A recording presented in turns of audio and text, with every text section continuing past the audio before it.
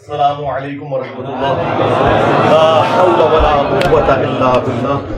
حسبنا اللہ ونعم الوکیل. یا حی یا قیوم برحمتک استغیث. لا الہ الا انت سبحانک انی کنت من الظالمین. ربنا آتنا من لدنک رحمہ وہیئ لنا من امرنا رشدا. اللہم صل علی محمد وعلى آل محمد وأصحاب محمد وأزواج محمد وأمة محمد أجمعين إلى يوم الدين آمين. الحمد لله رب العالمين والصلاة والسلام على سيد الأنبياء والمرسلين وعلى آله وأصحابه وأزواجه أجمعين إلى يوم الدين. الحمد للہ آج 6 اگست 2023 کو سنڈے کے دن بمطابق 18 محرم الحرام 1445 ہجری میں آج ہمارا یہ پبلک سیشن نمبر 106 منعقد ہونے جا رہا ہے. آپ کے یہ سوالات ریئل ٹائم پرچیوں کی شکل میں میرے پاس آ چکے ہیں. انشاءاللہ میں انہیں بعد میں ڈسکس کروں گا. پہلے کرنٹ افیئر کے طور پر ایک ایشو جو آلموسٹ 1 مہینے سے پاکستان کے مین میڈیا کی نیوز کے اندر ہے اور انسانیت کا درد رکھنے والے جتنے صحافی ہیں انہوں نے اس ایشو کو گرم رکھا ہوا ہے جب تک کہ اس میں سے کوئی رزلٹ نکل نہ آئے. وہ پاکستان کے کیپٹل سٹی اسلام آباد میں ایک سول جج ہیں جو اس وقت بھی جج ہیں. ان کے گھر میں جو ڈومیسٹک وائلنس والا ایشو ہوا ہے، چھوٹی بچی ایک ملازمہ رکھی ہوئی تھی انہوں نے، آلموسٹ اس کی 13-14 سال عمر تھی، رضوانہ نام کی. وہ مظلوم بچی غریب ماں باپ کی بچی تھی اور اسلام آباد میں اس طرح آپ کو گھر میں کام کرنے والے بچے نظر آتے ہیں. اگرچہ انہی عدالتوں نے باقاعدہ رولز اور ریگولیشنز پاس کیے ہوئے ہیں کہ چھوٹے بچے گھروں میں ملازمت نہیں کریں گے، قانون موجود ہے. اس کے اوپر یہی لوگ ہمیں بھاشن بھی دیتے ہیں کہ گھروں کے اندر چھوٹے بچوں کو یا دکانوں کے اوپر ملازمین نہ رکھا جائے بلکہ ان کی تعلیم فری کی جائے. اور یہی لوگ جو لوگوں کو انصاف دینے والے ہیں، جب ان کے گھر سے اس طرح کی رپورٹ نکلی ہے تو میرا خیال ہے پاکستان کی پوری عدلیہ کے لیے یہ ایک شرمناک چیز ہے. میں حیران ہوں کہ ہمارے ججز جو لوگوں کو یہ درس دیا کرتے تھے کہ انسانیت کا درد ہونا چاہیے اور آپ لوگوں کے حقوق کا خیال رکھیں، قانون کی پاسداری ہو، وہ سارے کے سارے لوگ بالکل اس مسئلے میں خاموش بیٹھے ہوئے ہیں. وہ وکلا جو چھوٹی چھوٹی بات کے اوپر ہنگامہ کھڑا کر دیتے تھے، الٹا اس وائلنس کے اوپر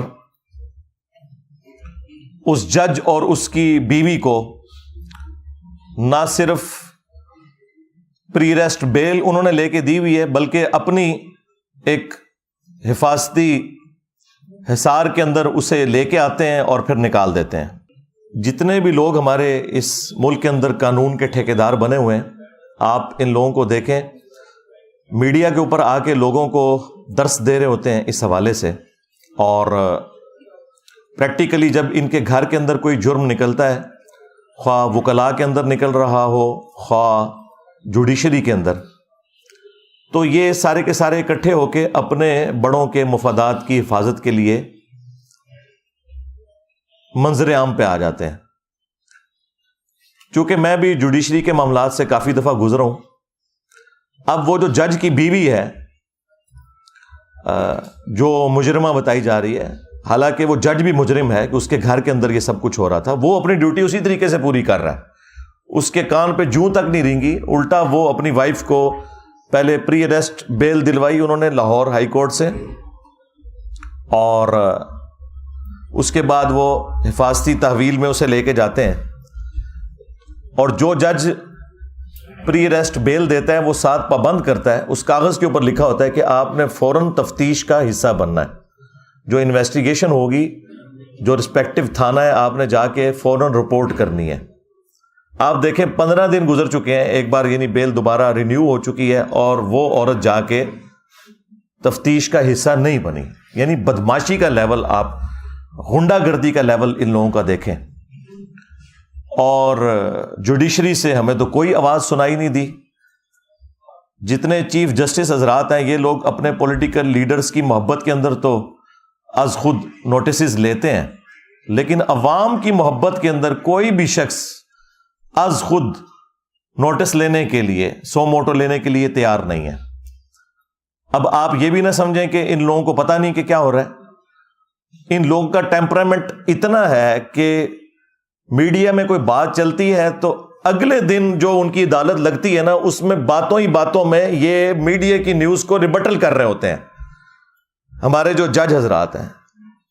حالانکہ ان کا کوئی کام نہیں ہے کہ یہ میڈیا دیکھیں, اخبارات پڑھیں یا متاثر ہوں اس طرح کی چیزوں سے. یہ خود اپنا جو عہد کیا ہوا نا اس کو توڑ رہے ہوتے ہیں.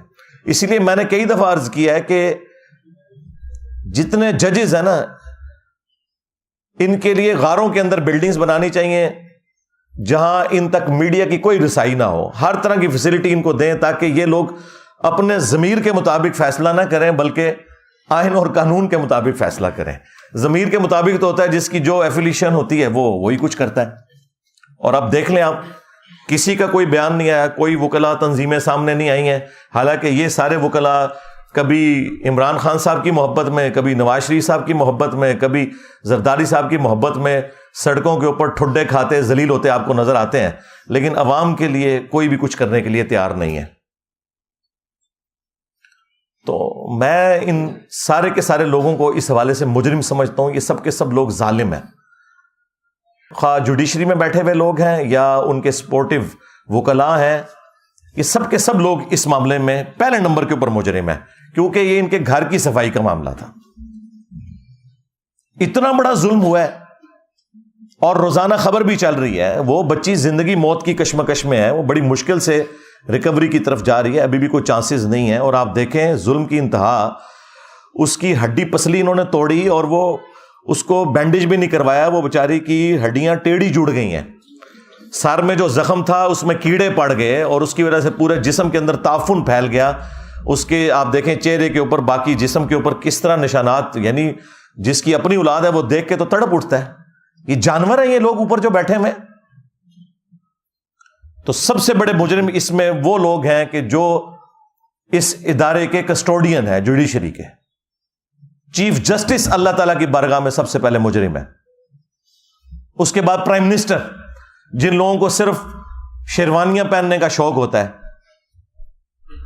اور اس کے بعد آرمی چیف بھی اس میں انوالو ہے. ان کا بھی یہ کام ہے کہ اس معاملے کا نوٹس لیں. دوسری طرف ان لوگوں کے اداروں کے بارے میں کوئی بات کر دیں تو کبھی جو ہے وہ غداری کا فتویٰ لگ جاتا ہے, کبھی توہین مذہب کا الزام لگا کے اپنا غصہ نکالتے ہیں, لیکن عوام کے لیے تو کوئی بھی کھڑا ہونے کے لیے تیار نہیں ہے.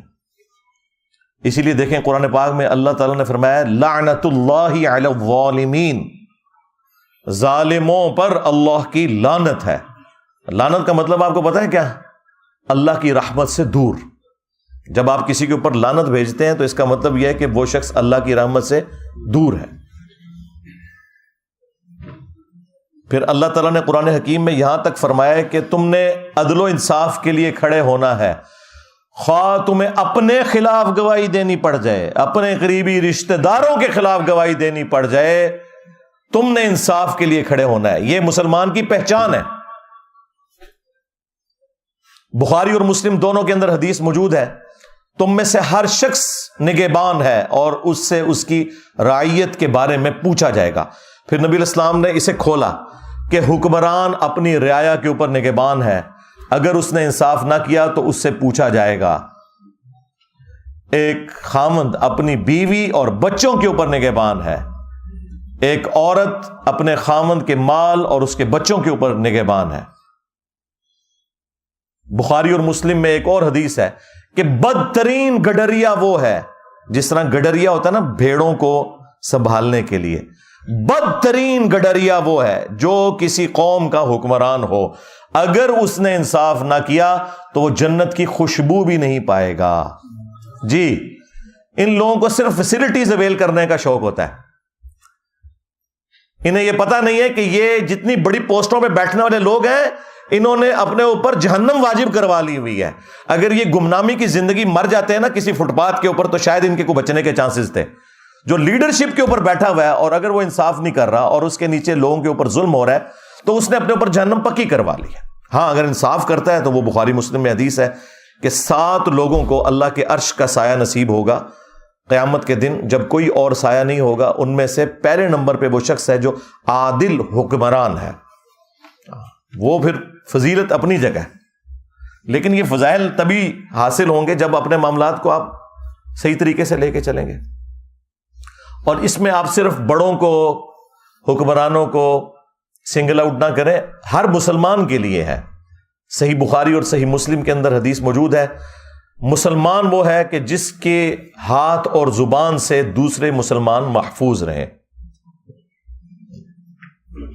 ایک اور حدیث ہے بخاری اور مسلم میں, تم میں سے کوئی شخص اس وقت تک مؤمن ہی نہیں ہو سکتا جب تک کہ اپنے بھائی کے لیے بھی وہی چیز پسند نہ کرے جو اپنے لیے کرتا ہے.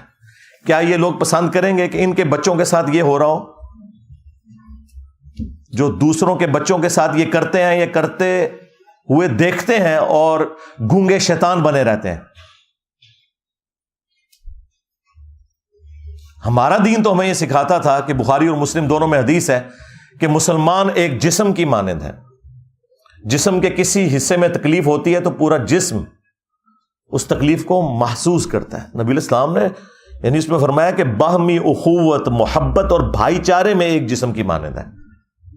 اور مسلم میں تو یہاں تک الفاظ ہیں کہ اگر آنکھ میں تکلیف ہوتی ہے تو پورا جسم اس تکلیف کو محسوس کر کے رات جاگ کے کاٹتا ہے.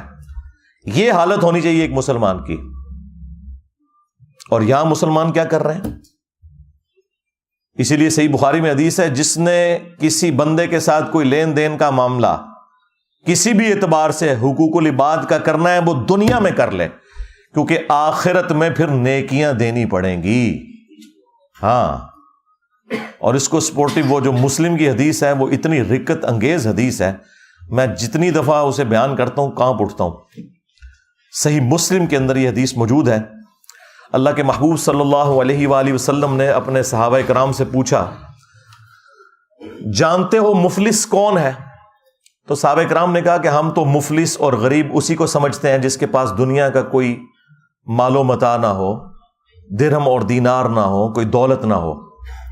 تو آپ صلی اللہ علیہ وآلہ وسلم نے فرمایا کہ میری امت کا مفلس وہ ہے کہ جو قیامت والے دن اس حال میں آیا کہ اس کے نامہ اعمال میں پہاڑوں کے برابر نماز, روزہ, حج, زکوٰۃ کی نیکیاں ہوں گی. یعنی یہ سارے مذہبی قسم کے لوگ, لیکن اس حال میں آیا کہ دنیا میں کسی کو گالی دی, کسی کو مارا پیٹا, کسی کا خون بہایا, کسی کو ذہنی ٹینشن دی. وہ سارے کے سارے حقوق العباد کے معاملات نبی الاسلام نے گنوائے. فرمایا کہ سب کے سب لوگ پھر قیامت والے دن اللہ کے حضور انصاف کے لیے جب حاضر ہوں گے تو اللہ تعالیٰ ان سے کہے گا کہ آج تو اس کے پاس کچھ نہیں ہے, اس کی نیکیوں میں سے لے کے جاؤ. جس قدر اس نے دنیا میں تکلیف دی تھی نا, اس اعتبار سے اس کی نیکیاں لو. حتیٰ کہ اللہ کے محبوب صلی اللہ علیہ وآلہ وسلم فرماتے ہیں کہ اس کا نامہ اعمال خالی ہو جائے گا. ہاں جی, نماز, روزہ, حج, زکوٰۃ جس کے اوپر یہ لوگ اتراتے ہیں, حرام خوریاں کرتے ہیں, ملاوٹ والا مال بیچتے ہیں, اور رمضان شریف میں خانہ کعبہ شریف کے صحن میں مسجد نبوی کے اندر اعتکاف کی پہلی بکنگ کروائی ہوئی ہوتی ہے. لعنت ہے تمہارے روزوں اور نمازوں کے اوپر اگر تم حرام خوریاں کر رہے ہو تو, دھوکہ دے رہے ہو. پھر نبی علیہ السلام فرماتے ہیں کہ اس کی نیکیاں خالی ہو جائیں گی. ابھی بھی کچھ لوگ باقی ہوں گے جنہوں نے بدلہ لینا ہوگا, تو اللہ تعالیٰ فرمائے گا اب تو یہ ختم ہو گیا, اب اس طرح کرو کہ تمہارے گناہ اس کے نامہ اعمال میں ڈالے جائیں گے. سرکار یہ صحیح مسلم شریف ہے, مولانا شریف نہیں ہے. اور پھر اسے اوندھا منہ کر کے جہنم میں پھینک دیا جائے گا. وَلِعَوْذُ بِاللَّهِ تَعَالَى اللہم اجرنا من النار, آمین. تو یہ اسلام کی تعلیمات صرف ہماری کتابوں میں لکھی رہ گئیں، پریکٹیکلی نہ ہمیں بتانے والوں نے عمل کیا اور نہ وہ پبلک جو عشق رسول کے نعرے لگانے والی تھی اس نے عمل کیا۔ ہاں، آپ نے پریکٹیکلی انسانیت کی قدر دیکھنی ہے تو ان ملکوں میں دیکھیں جنہیں آپ کافر ملک کہتے ہیں، وہاں تو جانوروں کی بھی قدر ہے۔ جنت پھر بھی تسی جانا ہے، پتہ لگ جائے گا کتنے جاندے ہو تسی۔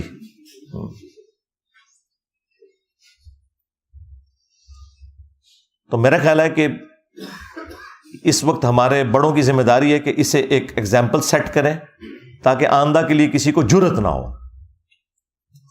عوام کے لیے بھی کوئی سینسٹیو ہو نا، ہر کوئی اپنے ادارے کے لیے سینسٹیو نظر آتا ہے آپ کو، لیکن عوام کے لیے کوئی سینسٹیو نظر نہیں آئے گا آپ کو۔ اور سزا تو پھر آپ کو پتہ ہے سورۃ المائدہ میں اس طرح کے جو جرم کرنے والوں کے لیے کیا آئی ہے۔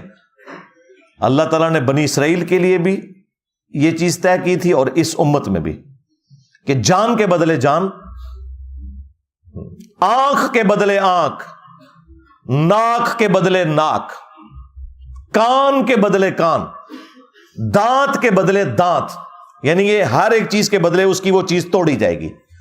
اور پھر اللہ تعالیٰ نے ساتھ اس کے کنکلوڈ کیا یہ بات کرتے ہوئے کہ ہر زخم کے بدلے اسی لیول کا زخم اس کا بدلہ ہے دنیا میں۔ ہاں، یعنی اب جتنی ہڈی پسلیاں اس بچی رضوانہ کی توڑی گئی ہیں نا، وہ ساری ہڈیاں ان دونوں میاں بیوی کی ٹوٹنی چاہیے، وہ جو جج صاحب ہیں اور ان کی جو بیوی ہے، اور وہ سارے زخم لگنے چاہیے۔ اور جس طرح اس کے زخم میں کیڑے پڑے، ان کو بھی چھوڑ دینا چاہیے کہ ان کے زخموں میں بھی کیڑے پڑے۔ لیکن اینڈ رزلٹ میں آپ کو ابھی بتا دیتا ہوں، وہ غریب لوگ ہیں بےچارے، پیسے لے کے صلح کر لیں گے۔ اچھا، یہ جو پیسے لے کے صلح کر لیتے ہیں نا اور پھر کہتے ہیں کہ جی وہ شریعت نے اختیار دیا ہوا ہے ورثاء کو، بھئی یہ اس صورت میں ہے جب کوئی دل سے معاف کرے۔ آپ کے کیسز میں وہ جو شاہ زیب قتل کیس ہوا تھا، پیسے تو انہوں نے بھی لے لیے تھے کیونکہ انہوں نے کہا کہ جو بچ گئے وہ تو بچے نا۔ اس طرح کے جو معاملات ہوتے ہیں نا، اس میں پھر اسٹیٹ کا کام ہے کہ وہ سامنے آئے اور ڈیٹرس کرے تاکہ آئندہ کسی کو جرت نہ ہو، انشور کرے کہ سزا ملے گی۔ ٹھیک ہے، پیسے بھی دلوائیں، ان کا علاج ہے، پہلے پیسے دلوائیں، اس کے بعد انہیں کہیں کہ یہ تو آپ کا معاملہ طے ہو گیا اس بچی اور اس کے ماں باپ کے ساتھ، ہاں اسٹیٹ کے ساتھ ابھی آپ کا معاملہ باقی ہے۔ جو آپ نے یہ وائلنس کی ہے اور اس کی وجہ سے پورے ملک کے اندر ایک جو دہشت کی فضا بن گئی ہے، اب آپ کے اوپر بھی ڈیٹرنس قانون کی ہونی چاہیے۔ تو اب آپ آئیں نہ ذرا قانون کا سامنا کریں اور ان تمام سزاؤں سے آپ کو گزارا جائے۔ لیکن ہمارے بڑوں کی توجہ اس طرف بالکل ہوتی نہیں ہے۔ جب تک یہ اپوزیشن میں بیٹھے ہوتے ہیں اس وقت تک آپ کو اتنے لمبے لمبے درس دیں گے، بھاشن دیں گے، جیسے ہی حکومت میں آتے ہیں پھر اپنی سیٹ بچانے کے چکر میں ہر چیز کو اوور لک کرتے چلے جاتے ہیں۔ پھر جب سیٹ سے نکالے جاتے ہیں پھر اپوزیشن میں آتے ہیں، پھر یہ انسانی حقوق کی، ڈیموکریسی کی، بیسک ہیومن رائٹس کی، سوشل ویلیوز کی باتیں کرنا شروع کر دیتے ہیں۔ بس تقریریں کرنے کے لیے یہ لوگ جو ہیں وہ شیر ہیں، اور وہ بھی اس صورت میں جب یہ نکالے جاتے ہیں، جب سیٹ پہ بیٹھے ہوتے ہیں تو سانپ سونگا ہوتا ہے انہیں کہ بھئی یہ جو معاملات ہیں یہ اب آپ نے نہیں دیکھنے کہ آپ کے ساتھ اب آخرت میں کیا ہونے والا ہے، آپ کسی کو جواب دہ نہیں ہو۔ اور اس میں میرا خیال ہے عوام الناس بھی مجرم ہے۔ ہمیں بھی چاہیے کہ جس طرح ہم بعض معاملات کو سوشل میڈیا کے اوپر ایک ہائپ کریٹ کرتے ہیں اپنے سیاستدانوں کی محبت کے اندر اور انہیں مسیحا ڈکلیئر کرتے ہوئے، وہ کام کرنے کا نہیں ہے۔ اصل کام کرنے کا یہ ہے کہ ایک عام آدمی کی آواز بنے۔ صحافیوں کا کام ہے کہ ایک عام آدمی کی آواز بنے، بجائے یہ کہ وہ پولیٹیکل پارٹیز کا ساتھ دیں۔ تو اس طرح کے معاملات کے اندر پھر آپ ذرا نظر رکھا کریں کون سے لوگ ہیں کہ جو واقعی اپ رائٹ لوگ ہیں اور اس طرح کے معاملات کو وہ اٹھاتے رہتے ہیں جب تک کہ کنکلوژن کی طرف نہ پہنچے۔ میں یعنی آپ کو دعوے سے کہتا ہوں اگر شاہ زیب خانزادہ نے شاہ زیب قتل کیس کو نہ اٹھایا ہوتا تو جتنی وہ تگڑی پارٹی تھی نا، وہ کبھی بھی اسے سزا نہیں ہونی تھی۔ اس نے اس معاملے کو ٹھنڈا نہیں ہونے دیا. ابھی بھی میں دیکھتا ہوں وہ رات کو اینڈ پہ پھر وہ ایک چھوٹا سا نا جب پروگرام ختم کرنے لگتا ہے نا پھر وہ ایک کیس چلا دیتا ہے اس کا, یہ رضوانہ کیس جو چل رہا ہے. یہ باقی صحافیوں کو بھی چاہیے کہ اس طرح کے معاملات کو گود لے لیں اور روزانہ ڈسکس کریں, اول و آخر جسے کہتے ہیں نا ڈسکس کریں, مین بلٹن کے اندر بار بار اسے ڈسکس کریں, جس طرح میں اب دیکھ رہا ہوں کچھ میڈیا چینلز کر رہے ہیں. بہت اچھی چیز ہے اور یہ میڈیا کی برکات ہے کہ آپ کو یہ چیزیں پتہ چل رہی ہیں, ورنہ آپ کے بڑوں نے تو آپ کو بس اسی کھاتے میں رکھا ہوا تھا کہ فوج کا پالیٹکس میں کردار ہونا چاہیے یا نہیں ہونا چاہیے. ہاں, عمران خان صاحب کو جیل جانا چاہیے کہ نہیں جانا چاہیے, نواز شریف صاحب کی سزائیں معاف ہونی چاہیے یا نہیں معاف ہونی چاہیے. بس آپ کو اس طرح کے معاملات کے اندر انہوں نے بیزی رکھا ہوا ہے اور اصل جو معاملات ہیں اس سے نگاہ ہٹائی ہوئی ہے.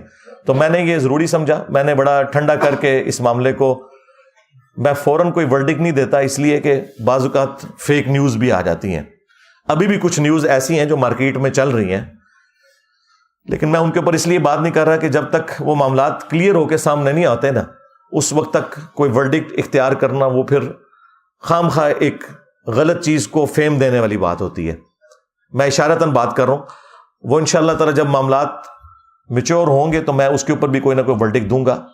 بہرحال اس معاملے کے اوپر تو اب گورنمنٹ کا کام ہے کہ یہ سزا والا معاملہ کرے, اور دوسری طرف ان کے جب اپنے گھروں کے مسئلے آتے ہیں تو آپ دیکھیں گے فوراً ججوں کو بھی فارغ کر دیتے ہیں, پولیس آفیسرز بھی سسپینڈ ہو جاتے ہیں, کورٹ مارشل بھی ہو جاتے ہیں. جب اپنی ذات کی باری کسی کی آتی بڑھے گی, جب ایک عام غریب آدمی کی باری آتی ہے تو صرف یہ آپ کو صرف درس و بیان دینے کے لیے یہ لوگ تیار ہیں اور آپ کو یعنی آخرت اورینٹڈ کریں گے. دنیا میں وہ کہیں گے بھائی دنیا آپ کے لیے اب جہنم ہی ہے, ہاں, اور اپنے لیے دنیا بھی جنت بنائی ہوئی ہے اور آخرت بھی جنت ایکسپیکٹ کر رہے ہیں. یہ تو جب مریں گے تو لگ پتہ جائے گا.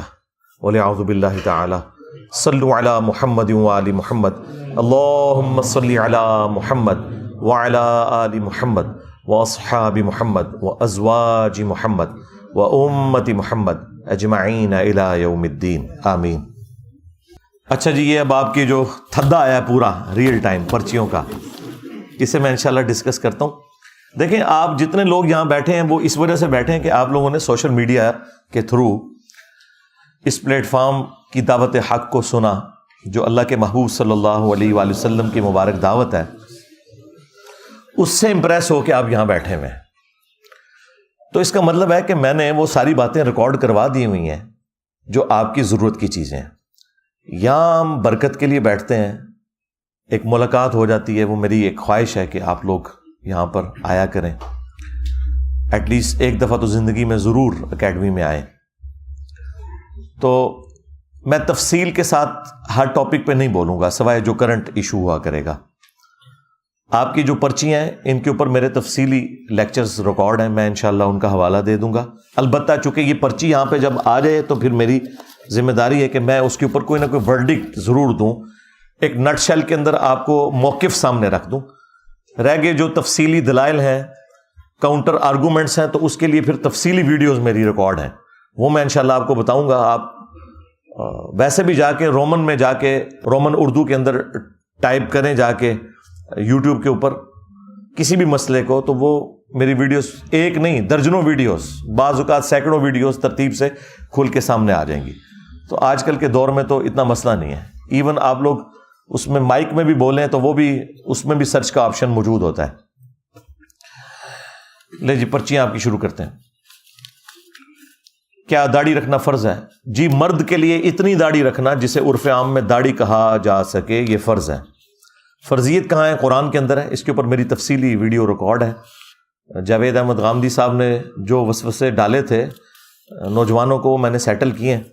آپ جا کے داڑھی لکھیں انجینئر محمد علی مرزا اور ساتھ غامدی لکھ دیں, میری تفصیلی ویڈیو ایک ایک ریفرنس کے ساتھ اپلوڈ ہے. قرآن میں بالکل واضح حکم ہے کہ شیطان نے اللہ تعالیٰ سے کہا تھا کہ میں تیری مخلوق کو ابھاروں گا کہ وہ تیری تخلیق کو بدلیں گے. وَلَآمُرَنَّهُمْ فَلَيُغَيِّرُنَّ خَلْقَ اللَّهِ سورۃ النساء نمبر 119. اب یہ داڑھی تخلیق کو بدلنا ہے, کیونکہ مرد کو اللہ نے داڑھی دی ہے, عورت کو نہیں دی. عورت کی نکل آئے تو اس کا شیو کرنا ضروری ہے، اور مرد کی نکل آئے تو کم از کم اتنی داڑھی رکھنا جسے عرف عام میں داڑھی کہا جاتا ہے، جس طرح شاہد افریدی صاحب نے رکھی ہوئی ہے، باقی ہمارے کئی کرکٹرز نے رکھی ہوئی ہیں۔ اتنی داڑھی رکھنا مرد کے لیے فرض ہے۔ مٹھی داڑھی رکھیں تو اچھی بات ہے، وہ سنت ہے، البتہ اتنی داڑھی کہ جسے عرف عام میں داڑھی کہا جاتا ہے وہ رکھ لی جائے تو آپ گناہ کی کیٹیگری سے باہر نکل جائیں گے۔ باقی بخاری مسلم میں تو نبی الاسلام کے فرامین موجود ہیں، اس حوالے سے جو کاؤنٹر آرگومنٹ رکھے جاتے ہیں اس کے لیے میری تفصیلی ویڈیو دیکھ لیں۔ کیا 2 سجدوں کے درمیان رفع الیدین کے آپ قائل ہیں اور آپ کرتے ہیں؟ جی میں قائل بھی ہوں اور کر بھی لیتا ہوں، لیکن یہ رفع الیدین جو ہے یہ نبی الاسلام کا ہمیشہ والا نہیں ہے، کبھی آپ نے کیا کبھی چھوڑ دیا، اور ہم بھی کبھی کبھار کرتے ہیں اور کبھی کبھار چھوڑ دیتے ہیں، تو اس لیے اس رفع الیدین کے اوپر وہ سختی نہیں ہے۔ سختی والے وہ 4 رفع الیدین ہیں جو بخاری مسلم میں ہے، نماز شروع کرتے وقت، ہر رکعت میں رکوع میں جاتے وقت اور رکوع سے اٹھتے وقت، 3 ہو گئے، اور چوتھا یہ ہے کہ آپ جب تیسری رکعت کے لیے کھڑے ہوتے ہیں تو اس کا سٹارٹ بھی رفع الیدین سے کرنا ہے۔ آپ نے کہا تھا کہ مغرب تک ظہر اثر جمع کر سکتے ہیں، ایسے تو نمازوں کے اوقات 2 ہی رہ جاتے ہیں، ظہر اثر مغرب عشاء اور فجر، 2 کیسے رہ جاتے ہیں؟ 3 ہیں بھائی۔ مغرب تک کا مطلب یہ نہیں کہ آپ نے مغرب تو سٹارٹ ہوگی غروب آفتاب کے بعد، غروب آفتاب سے پہلے اس میں بھی آخری جو 10-12 منٹ ہیں اس میں نماز نہ پڑھی جائے، اس سے پہلے پڑھ لی جائے، تو وہ 2 اوقات نہیں ہے، وہ دن ہے۔ جیسے ہی تھریش ہولڈ پوائنٹ آئے گا کہ سورج غروب ہو گیا تو وہ اگلا وقت شروع ہو گیا، آپ ان دونوں کو اکٹھا تو نہ کریں، ورنہ تو پھر آپ عشاء کا وقت جب ختم ہوتا ہے تو فجر کا وقت داخل ہوتا ہے، تو پھر آپ کہیں گے کہ عشاء اور فجر بھی ایک ہے، نہیں، بہت فرق ہے۔ صبح صادق ہوگی، پو پھوٹے گی تو فجر کا وقت داخل ہوگا، اور رات کی سیاہی وہ ختم ہو جائے گی، تو وہ آپ اس طرح کا معاملہ اس طرح بنانے سے نہیں بنتا۔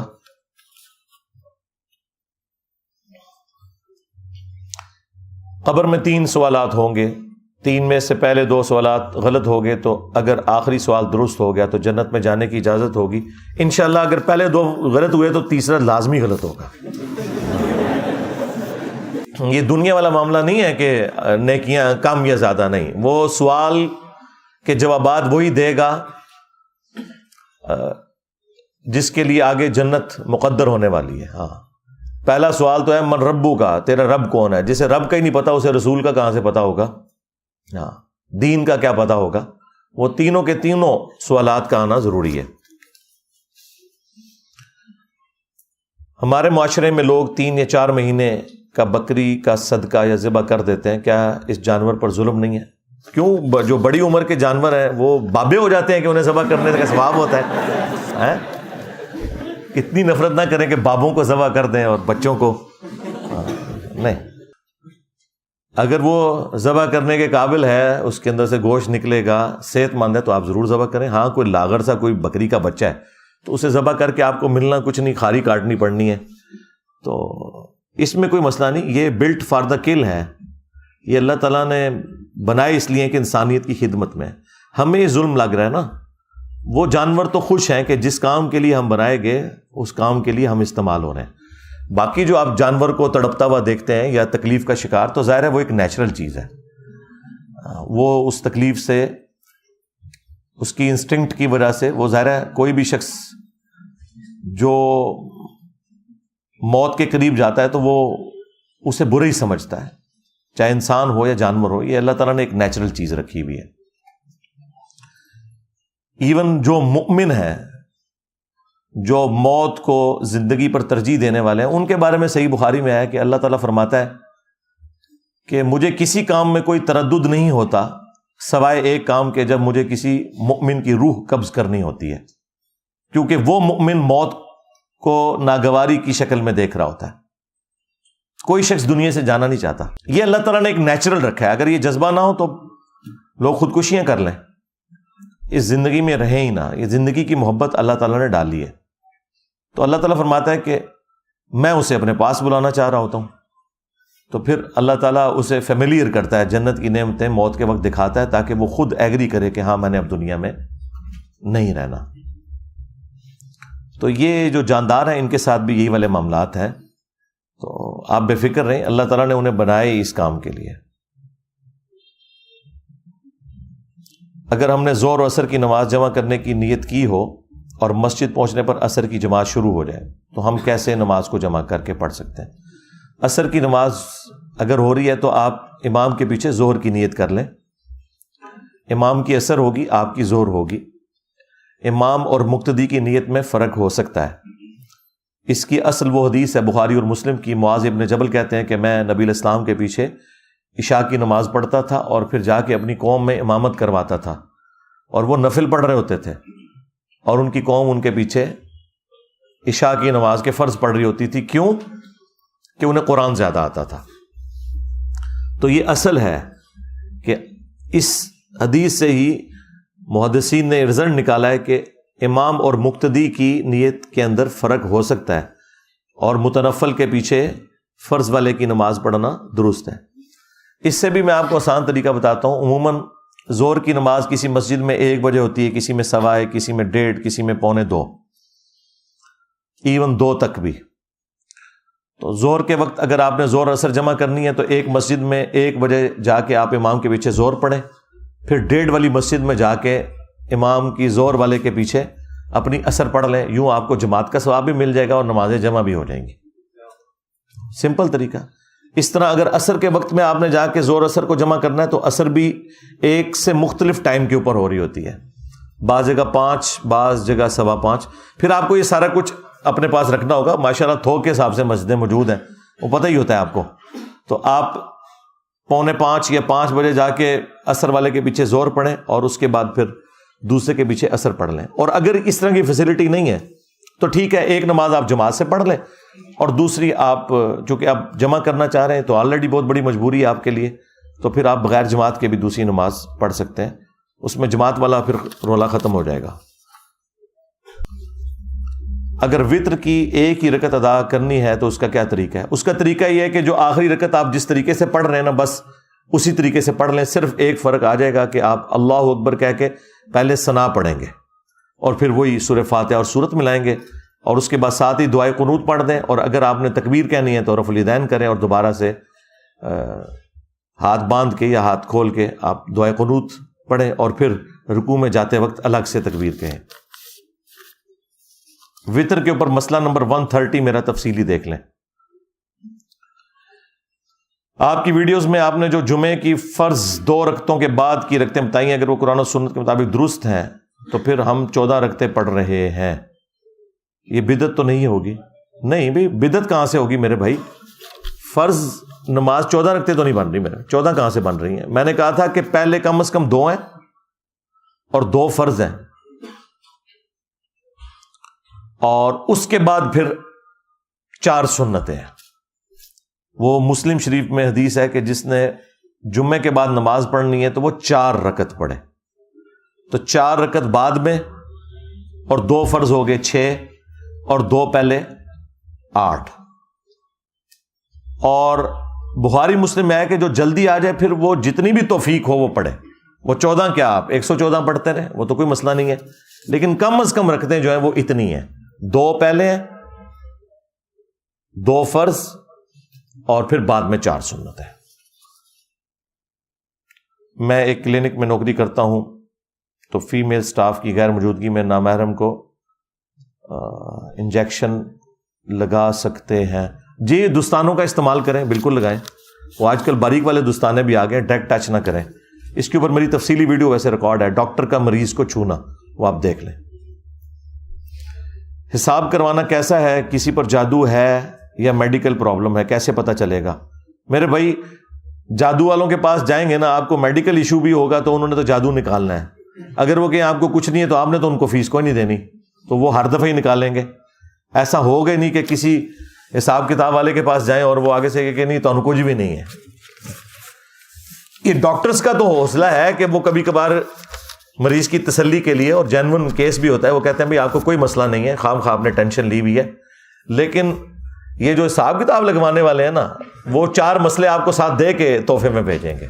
ہاں، تو اس کا طریقہ یہی ہے کہ آپ کسی میڈیکل اسپیشلسٹ سے رابطہ کریں، سب سے پہلے میڈیکل علاج کی طرف جایا کریں، اور اگر ایک ایماندار میڈیکل اسپیشلسٹ اپنا پورا علاج کر لیتا ہے اور وہ بتاتا ہے کہ آپ کو اس طرح کا کوئی ایشو نہیں ہے، تو پھر آپ حساب کتاب نہیں ہوتا، وہ کوئی جنات کا یا سیب کا جو معاملہ ہوتا ہے وہ اس کے جو سمٹمز ہیں نا، حالات و واقعات ہی بالکل ڈیفرنٹ ہوتے ہیں، وہ اس سے میچ نہیں کھاتے ہوتے۔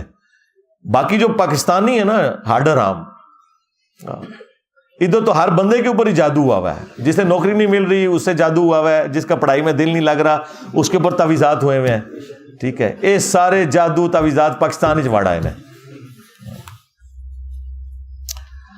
مسافر آدمی اگر مقیم امام کے پیچھے تیسری رکعت میں شامل ہو تو کیا امام کے سلام پھیرنے کے بعد وہ 4 رکعت پوری کرے گا یا مسافر ہونے کی وجہ سے امام کے ساتھ ہی سلام پھیر دے گا؟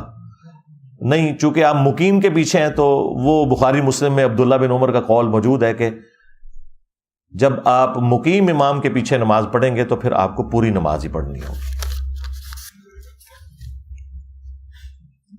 شیعہ حضرات آخری رکعت میں سلام نہیں پھیرتے بلکہ صرف دل ہی میں بولتے ہیں، کیا یہ ٹھیک ہے؟ میں نے بتایا تھا یہ دونوں طرف کی روایتیں موجود ہیں، اہل سنت کے ہاں وہ کمزور روایتیں ہیں، لیکن خروج بالسنعی، خواہ وہ اس طریقے سے نماز سے نکلیں یا ایسے نکلیں، یہ دونوں طریقے ان کے ہاں بھی جائز ہیں، لیکن انہوں نے ایک ضد پکڑی ہوئی ہے ادھر، جو مفتی اعظم ایران ہے ان کے پیچھے ہمارے استاد ثاقب اکبر صاحب نے کہا، میں نے خود خامنائی صاحب کے پیچھے نماز پڑھی، انہوں نے دائیں اور بائیں سلام پھیرا، سلام پھیر کے نماز مکمل کریں یا یوں کر کے نماز مکمل کریں، یہ نماز سے نکلنے کا ایک طریقہ ہے، اسے خروج بالسنعی ہی کہتے ہیں۔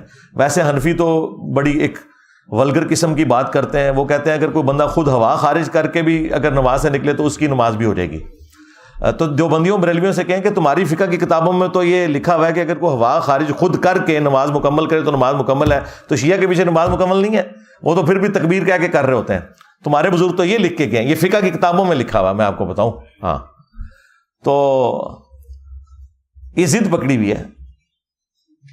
باقی کچھ چیزیں مطلب دونوں طرف موجود ہیں، مثلا یہ اکثر شیعہ کی اذان کے اندر آپ سنتے ہیں حی علی خیر العمل، تو یہ پورے چیپٹرز ہیں مصنف ابن ابی شیبہ میں اور سن کبرا البیہقی میں، عبداللہ بن عمر اور اس طریقے سے امام زین العابدین اور باقی ائمہ سے ثابت ہے کہ وہ حی علی الفلاح کے ساتھ یہ بھی پڑھوایا کرتے تھے اذان کے اندر، حی علی خیر العمل، یعنی سب سے بہترین عمل کی طرف آ جاؤ، جو شیعہ حضرات کہتے ہیں، یہ اہل سنت کے ہاں بھی موجود ہے جواز کی حد تک۔ ہاں، باقی جو انہوں نے وہ سیدنا علی کے حوالے سے وہ بدعت شامل کی ہوئی ہے، وہ تو بہت بعد میں شامل ہوئی ہے، وہ درست نہیں ہے۔ اسلام میں 10 محرم کی فضیلت کیا ہے؟ کیا تمام انبیاء کے مشہور واقعات 10 محرم والے دن ہوئے؟ دیکھیں، جو احادیث میں ملتا ہے وہ تو ایک ہی واقعہ ہے جو بخاری مسلم میں آیا ہے کہ 10 محرم کے دن فرعونی ڈبوئے گئے تھے، موسیٰ علیہ السلام کو نجات ملی تھی۔ باقی اسرائیلی روایتوں میں اور ہماری بھی تاریخ کی روایتوں میں اس طرح کی باتیں ملتی ہیں کہ یونس علیہ السلام کو بھی 10 محرم کو نجات ملی، اسی طریقے سے باقی انبیاء اکرام کے بھی جو بڑے بڑے واقعات ہیں وہ 10 محرم کے دن کوٹ کیے جاتے ہیں، لیکن ہماری امت میں تو 10 محرم کے دن نواس رسول صلی اللہ علیہ وآلہ وسلم کی شہادت نے وہ سب کو ڈومیننٹ کر دیا۔ ہمارے لیے تو اب 10 محرم ایک سمجھ لیں ایک غم کی علامت بن چکا ہے، ادروائز اس سے پہلے جو انسانی تاریخ کے بڑے بڑے واقعات تھے مومنین کے اعتبار سے پازیٹیو، وہ 10 محرم کے دن رپورٹ ہوئے ہیں، ایک تو بخاری مسلم میں ہی آ گیا۔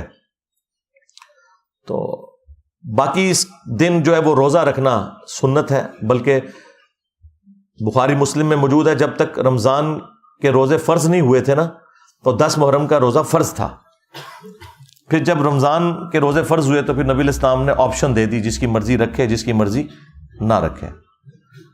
بعض اصحاب نے عرض کی کہ یہ جو صرف 10 محرم کا روزہ ہے یہ یہود و نصارہ خصوصاً جیوز کی ایک مشابہت ہے، تو آپ نے فرمایا کہ تم 9 کا بھی رکھ لو، صحیح مسلم میں موجود ہے، اور پوری تفصیل جو ہے وہ جامع ترمذی میں ابن عباس کا قول ہے، جس کی سند جو ہے وہ سنن کبریٰ البیہقی میں ہے کہ 9 اور 10 2 روزے رکھ کر یہودیوں کی مخالفت کرو۔ اور ایک کمزور روایت ہے مسند امام احمد میں کہ 9 اور 10 رکھ لو یا 10 اور 11 رکھ لو، لیکن اجتہاداً یہ بات درست ہے، اگر کسی کا 9 کا روزہ چھوٹ گیا ہے تو وہ 10 محرم کا رکھے، اس کے بعد 11 کا رکھ لے تاکہ 2 روزے رکھ کر مخالفت ہو جائے۔ باقی جو شیعہ حضرات نے ہنگامہ کھڑا کیا کہ 10 محرم کا روزہ جو ہے وہ یہودی کوئی نہیں رکھتے تھے، تو وہ بھی میں نے 1.25 گھنٹے کا لیکچر دیا تھا، اور وہ کہتے ہیں کہ آج کل کے یہودی تو کوئی نہیں رکھ رہے، اور وہ ڈیٹس کیسے میچ کرتی ہیں. میں نے پوری تفصیلی اس کے اوپر گفتگو کی تھی. یوم کپور کے حوالے سے ان کا جو ہے وہ تشریع یا تشرے دونوں پروننسیشن بولی جاتی ہیں اس مہینے کے لیے. اور ابھی تو یہ پچھلے مہینے تو ہمارے ایک دوست ہیں پنڈی میں، علی الاحسن نقوی صاحب، انہوں نے باقاعدہ مجھے شیعہ کی احادیث کی کتابوں سے وہ ساری حدیثیں بھیجی، بالکل بخاری اور مسلم والے الفاظ ہیں 10 محرم کے روزے کے اعتبار سے. اور شیعہ نے ہنگامہ کھڑا کیا یہ سنیوں نے خود سے یہ روزہ بنا لیا ہے، حالانکہ ان کی کتابوں میں بھی ان کے اصول کے اوپر وہ صحیح حدیثیں موجود ہیں. اور جو وہ لے کے آ رہے ہیں وہ ان کے اپنے محدثین کے ہاں جھوٹی اور من گھڑت روایتیں ہیں، صرف سنیوں کو نیچا کرنے کے لیے. جس طرح سنی بھی یعنی شیعہ کو نیچا کرنے کے لیے خود سے ہی بنا لیا کہ جی وہ کالا لباس جہنمیوں کا لباس ہے. تو کام دونوں طرف کی پارٹیوں نے اور بڑوں نے ڈالا ہوا ہے.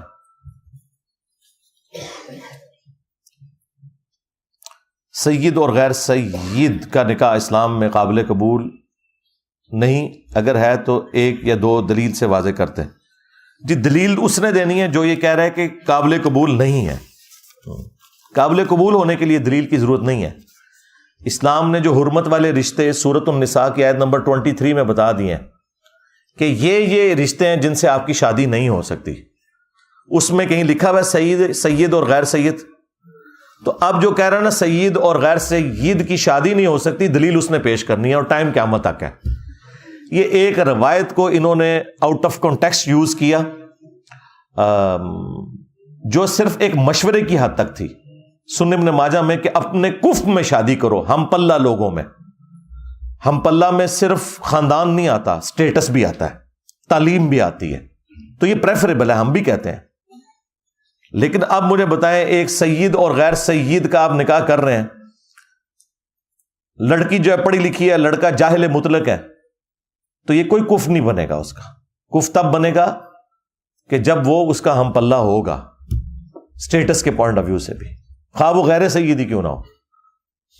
یہ بالکل جعلی مسئلہ شیعہ نے گھڑا، اور سنیوں میں بھی پیر میر علی شاہ صاحب نے اس مسئلے کو گود لے کے تو ہنگامہ کھڑا کیا. اللہ تعالیٰ نے انہی کے گھر میں ان کا پڑپوتا پیدا کیا، پیر نصیر الدین نصیر. انہوں نے مخالفت کی اور باقاعدہ کتاب لکھی کہ جعلی مسئلہ ہے. اپنے پردادے کے خلاف کتاب لکھ دی انہوں نے. اور سب سے حیران کن بات آپ کو میں بتاؤں، خود امام خمینی ان کے داماد جو ہے نا وہ غیر سید ہیں، انہوں نے اپنی بیٹی غیر سید کو دی ہوئی ہے. ہاں یہ نہیں ہے کہ غیر سید کی بیٹی لی ہوئی ہے، اپنی بیٹی غیر سید کو دی ہوئی ہے. یہ جعلی مسئلہ بنایا ہوا ہے انہوں نے. کیا انسان تمام مخلوقات سے افضل ہے؟ قرآن کے سے حوالہ دیں. دیکھیں جی قرآن سے کیا حوالہ دینا ہے، ہم آپ کو اب جذباتی طریقے سے اس پہ ٹیکل کرتے ہیں، آپ کو وہ سمجھ آ جائے گا. مجھے بتائیں اس پلانٹ ارتھ پہ یا اس کائنات کے اندر اللہ تعالیٰ کی مخلوقات میں سب سے افضل پرسنالٹی کون سی ہے؟ محمد رسول اللہ صلی اللہ علیہ وآلہ وسلم. اگر وہ فرشتے ہیں تو فرشتے سب سے بہتر مخلوق ہیں، اگر وہ جنات میں سے ہیں تو جنات بہتر مخلوق ہیں، اور اگر وہ انسانوں میں ہیں الحمدللہ تو انسان سب سے بہتر مخلوق ہے. اب اس کے بعد آپ 1000 دلائل بھی لائیں نا، ردی کی ٹوکری میں پھینکوں گا. ہاں ویسے تو میں اس پہ آدھا گھنٹہ اور بول سکتا ہوں، لیکن میں نے نٹ شیل میں بات کی. اللہ تعالیٰ نے اپنا محبوب اور اس کائنات کا سب سے افضل ترین شخص جس اسپیشی میں پیدا کیا ہے نا وہ انسان ہے. انسانیت کو ناز ہے کہ محمد رسول اللہ انسان تھے صلی اللہ علیہ وآلہ وسلم. ملوکیت اور جمہوریت کو خلافت میں تبدیل کرنے کے لیے کون سے اقدامات اٹھانے پڑیں گے خلافت کے قیام کے لیے؟ جی ہم وہ جو کچھ ہم کر رہے ہیں اس کے لیے آپ اقامت دین اور پاکستان میں نظام خلافت میری ویڈیوز موجود ہیں، یہ آپ دیکھ لیں. عورت کا مسجد میں نماز کا کیا حکم ہے؟ جا سکتی ہے بشرطے کہ وہاں پہ کوئی خفیہ کیمرے نہ لگے ہوئے ہوں، راستے میں بھی حالت امن ہو، وہاں پہ بھی کوئی ایشوز نہ ہو جو کہ ہیں. اگر یہ آپ یورپ اور امریکہ یا سعودیہ کی بات کر رہے ہیں پھر تو کوئی مسئلہ نہیں ہے. پاکستان میں تو میرے بھائی یہاں تو بچے محفوظ نہیں ہیں، عورتوں کو آپ نے کہا مسجد میں بھیجنا ہے. ہاں الا یہ کہ جمعے کی نماز کے لیے جہاں بڑی گیدرنگ ہے اور کوئی اس طرح کے چانسز نہیں ہے، لیکن وہاں پہ بھی جو کیمرے کا فتنہ ہے نا جی، اس نے بہت عذاب کھڑا کر دیا. وہ CCTV کیمرے نہیں لگے ہونے چاہیے، انہوں نے تو سیکیورٹی کی نیت سے لگائے ہوں گے بہانہ کر کے انتظامیہ نے، اور مولوی سے اپنے مسئلے بھی کوئی حل کرتا ہوگا. قرآن میں آتا ہے اپنے ہاتھوں سے اپنے آپ کو ہلاک نہ کرو. کیا ماتم کرنا, سگریٹ پینا, دونوں عمل اپنے آپ کو ہلاک کرنے کے مترادف؟ جی ہم نے تو باقاعدہ اس کے اوپر ڈسکشن کیا. میں نے تو آپ کو بتایا تھا کہ مفتی اعظم ایران نے باقاعدہ فتویٰ دیا تھا. یہ جو چھریاں چاقو مار رہے ہیں, آگ پہ ماتم کر رہے ہیں, انہوں نے تو کہا یہ بالکل ناجائز ہے. نماز ہاتھ باندھ کر زیادہ ثابت ہے یا ہاتھ چھوڑ کر؟ بھائی دونوں طریقوں سے کریں, اور یہ اس میں کوئی ایسی بات نہیں ہے کہ آپ اس کو کوئی ہنگامہ کھڑا کر لیں. اس کی وجہ یہ ہے کہ دو طریقے تو رفع الیدین کے بھی ثابت ہے نا. بخاری میں آیا کندھوں تک ہاتھ اٹھانا, اور مسلم میں آیا کانوں تک ہاتھ اٹھانا. تو اس طریقے سے قیام میں اگر کوئی شخص یوں ہاتھ باندھ لیتا ہے یا ہاتھ چھوڑ لیتا ہے تو دونوں طریقے ثابت ہیں. زیادہ اور کم والی بات ہی نہیں, جو آپ کو اچھا لگتا ہے آپ اس طریقے کے مطابق عمل کریں, اور جو کمفرٹیبل ہے. میں یہ کرتا ہوں آلٹرنیٹیولی, کوئی ہاتھ باندھ کے پڑھ لیا, کوئی ہاتھ چھوڑ کے پڑھ لی نماز, اس طریقے سے میں آلٹرنیٹیولی کرتا رہتا ہوں. اور آپ ان حنفیوں کو دیکھیں, انہوں نے کیا ہنگامہ کھڑا کیا ہوتا ہے کہ ان کی عورتیں سینے پہ ہی ہاتھ باندھتی ہیں, اور پھر دوسری طرف یہ آپ کو یہ کہتے ہیں کہ جی یہ سینے پہ ہاتھ باندھنا جو ہے نا یہ گستاخی ہے اللہ تعالیٰ کی, اور پتہ نہیں کیا ایکٹنگ کر کے ایسے ایسے کر کے دکھا رہے ہوتا ہے. ادھر تو کوئی نہیں بھائی باندھتا, یہ تو سینہ تو نہیں, یہ تو گلا ہے, یہاں پہ ہاتھ باندھے جاتے ہیں. ایک طرف کہتے ہیں یہ اللہ تعالیٰ کے سامنے اس طریقے سے کھڑے ہونا بے ادبی ہے, تو تمہاری ساری عورتیں بے ادب ہیں, پھر ان سے جتنے بچے تمہارے ہو رہے ہیں وہ سارے بے ادب ہوئے نا, جب ماں ہی ان کی بے ادب ہے. تو کتنے جذباتی معاملات میں یہ ٹیکل کرتے ہیں, اور انہیں یہ خود نہیں پتا کہ سنت کا مذاق اڑا رہے ہوتے ہیں. خام خواہ ایک فتویٰ لیں, اور پھر آپ کو عقلی دلائل دیں گے. دیکھیں جی آپ کسی آفیسر کے سامنے جا کے کھڑے ہو تو آپ ایسے کھڑے ہوں گے, تو تم ایسے کھڑے ہوتے ہو تو لعنت ہے تمہارے اوپر اگر ہاتھ باندھ کے کسی کے آگے کھڑے ہوتے ہو. یہ تو اللہ کا پروٹوکول ہے. اور ویسے مجھے بتائیں آفیسر کے سامنے تو ہاتھ چھوڑ کے کھڑے ہوتے ہیں آپ لوگ. کوئی ہاتھ ایسے بند ہوئے کہتے ہیں ہاتھ کھولو, سیدھی طرح کھڑا ہو, اس طرح نہیں کرتے نا. ہاں لہٰذا آندہ کوئی ہے دلیل دے رہا تھا کہ آفیسر سامنے ان کو تو بھی یار ہاتھ کھول کے جانا ہے تو ہاتھ کھول کے نماز پڑھو. آپ کے چچا زاد جو ہیں وہ تو ہاتھ اس طرح باندھ کے نماز پڑھتے ہیں شافعی, اور آپ کے جو غیر مقلد ہیں مترے پرا وہ اینج کر کے بندے نے. تو ٹھیک ہے, ٹالرنس پیدا کریں.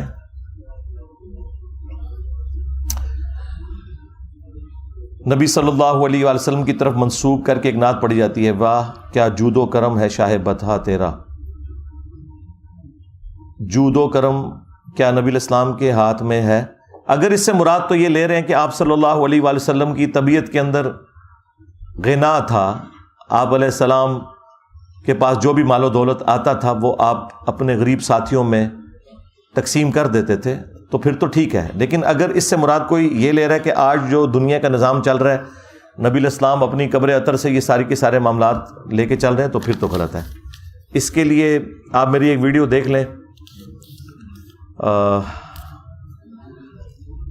اللہ نبی وارث کے نام سے. اکثر یہ آپ نے بسوں میں بھی دیکھا ہوگا, اللہ نبی وارث لکھا ہوتا ہے. تو میں نے تفصیل کے ساتھ اس کے اوپر بات کی ہوئی ہے. پھر ہمارے جو مصباحی صاحب نے کہا تھا کہ یہ IMF کا قرضہ اتارنا ہے تو داتا دربار پہ جائیں, تو میں نے ان کو ریبٹل کیا تھا. وہاں میں نے توحید کے حوالے سے جتنی چیزیں تھیں بڑی تفصیل سے بیان کی ہیں. رپلائی ٹو ڈاکٹر مصباحی آن توحید, اس میں میں نے اس طرح کے جتنے مسائل ہیں نا وہ ڈسکس کیے ہیں.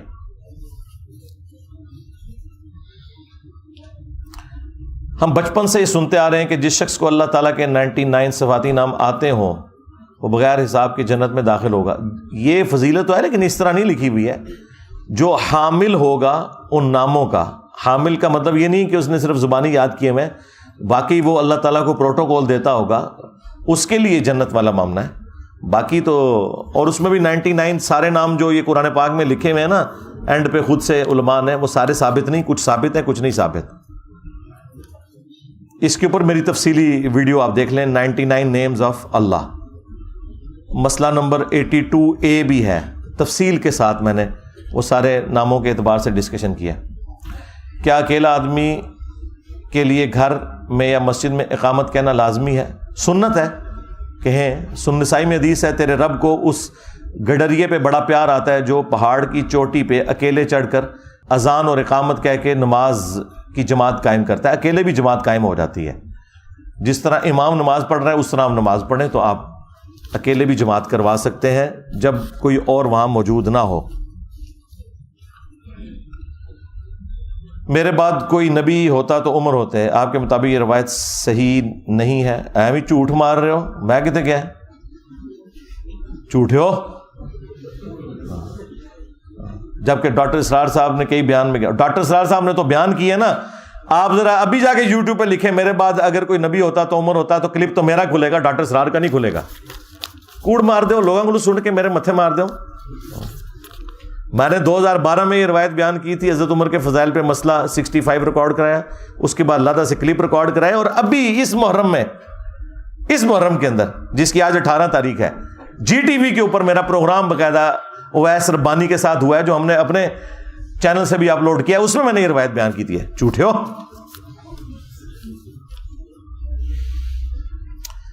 کیا فرقہ واریت بدعت ہے کہ نہیں؟ جی سب سے بڑی بدعت کوئی ہے پلانٹ ارتھ پہ تو فرقہ واریت ہے، کیونکہ علی بھائی جو فرقہ والی حدیث ہے اس پر تو اجماع ہے۔ جی اجماع یہ ہے کہ فرقے بناؤ، عقل کام کر دیجئے، اس کا جواب میں کئی دفعہ دے چکا۔ یعنی مسلم میں حدیث ہے کہ قرب قیامت میں عورتیں ایسا لباس پہنیں گی گویا کہ ننگی نظر آئے، تو اس کا کیا مطلب ہے کہ آپ نے اپنی عورتوں کو باریک لباس پہنانا ہے؟ نہیں، اس کا مطلب ہے بچنا ہے۔ تو اس حدیث کا کیا مطلب ہوگا کہ فرقے بنانے؟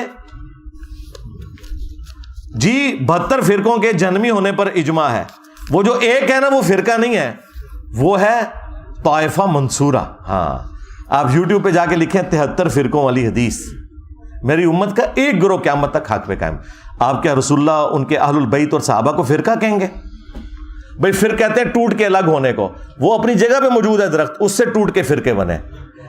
پتا جو ہے وہ درخت کو نہیں کہہ سکتا ایک فرقہ تو تے ایک میں، نہیں، تو ٹوٹ کے الگ ہوا ہے۔ تو یہ توبہ کریں جو آپ لوگ یہ کہتے ہیں کہ ایک فرقہ جنت میں جائے گا، فرقے سارے جہنمی ہیں، ایک گروہ حق پہ قائم رہے گا، ورنہ رسول اللہ فرقہ تھے۔ اگر رسول اللہ فرقہ تھے تو بتائیں نبی علیہ السلام کس سے ٹوٹ کے الگ ہوئے ہیں؟ فرقے کا تو مطلب ہے فرق، ٹوٹ کے الگ ہونے والا، تو نبی علیہ السلام کس سے ٹوٹ کے الگ ہوئے ہیں ذرا بتائیں۔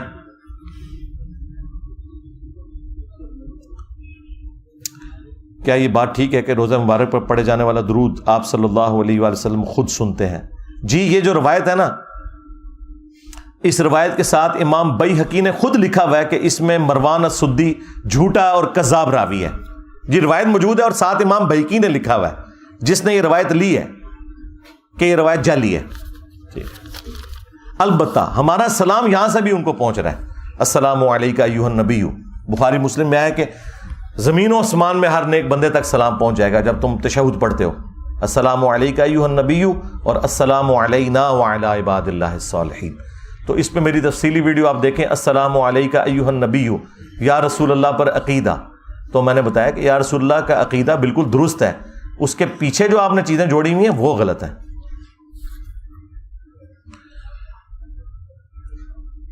اگر ایک انسان اپنی فیملی میں سے کسی کو پسند کرتا اور شادی کرنا چاہتا ہو لیکن والدین کی رضامندی نہ ہو تو کیا وہ انسان شادی کر سکتا ہے؟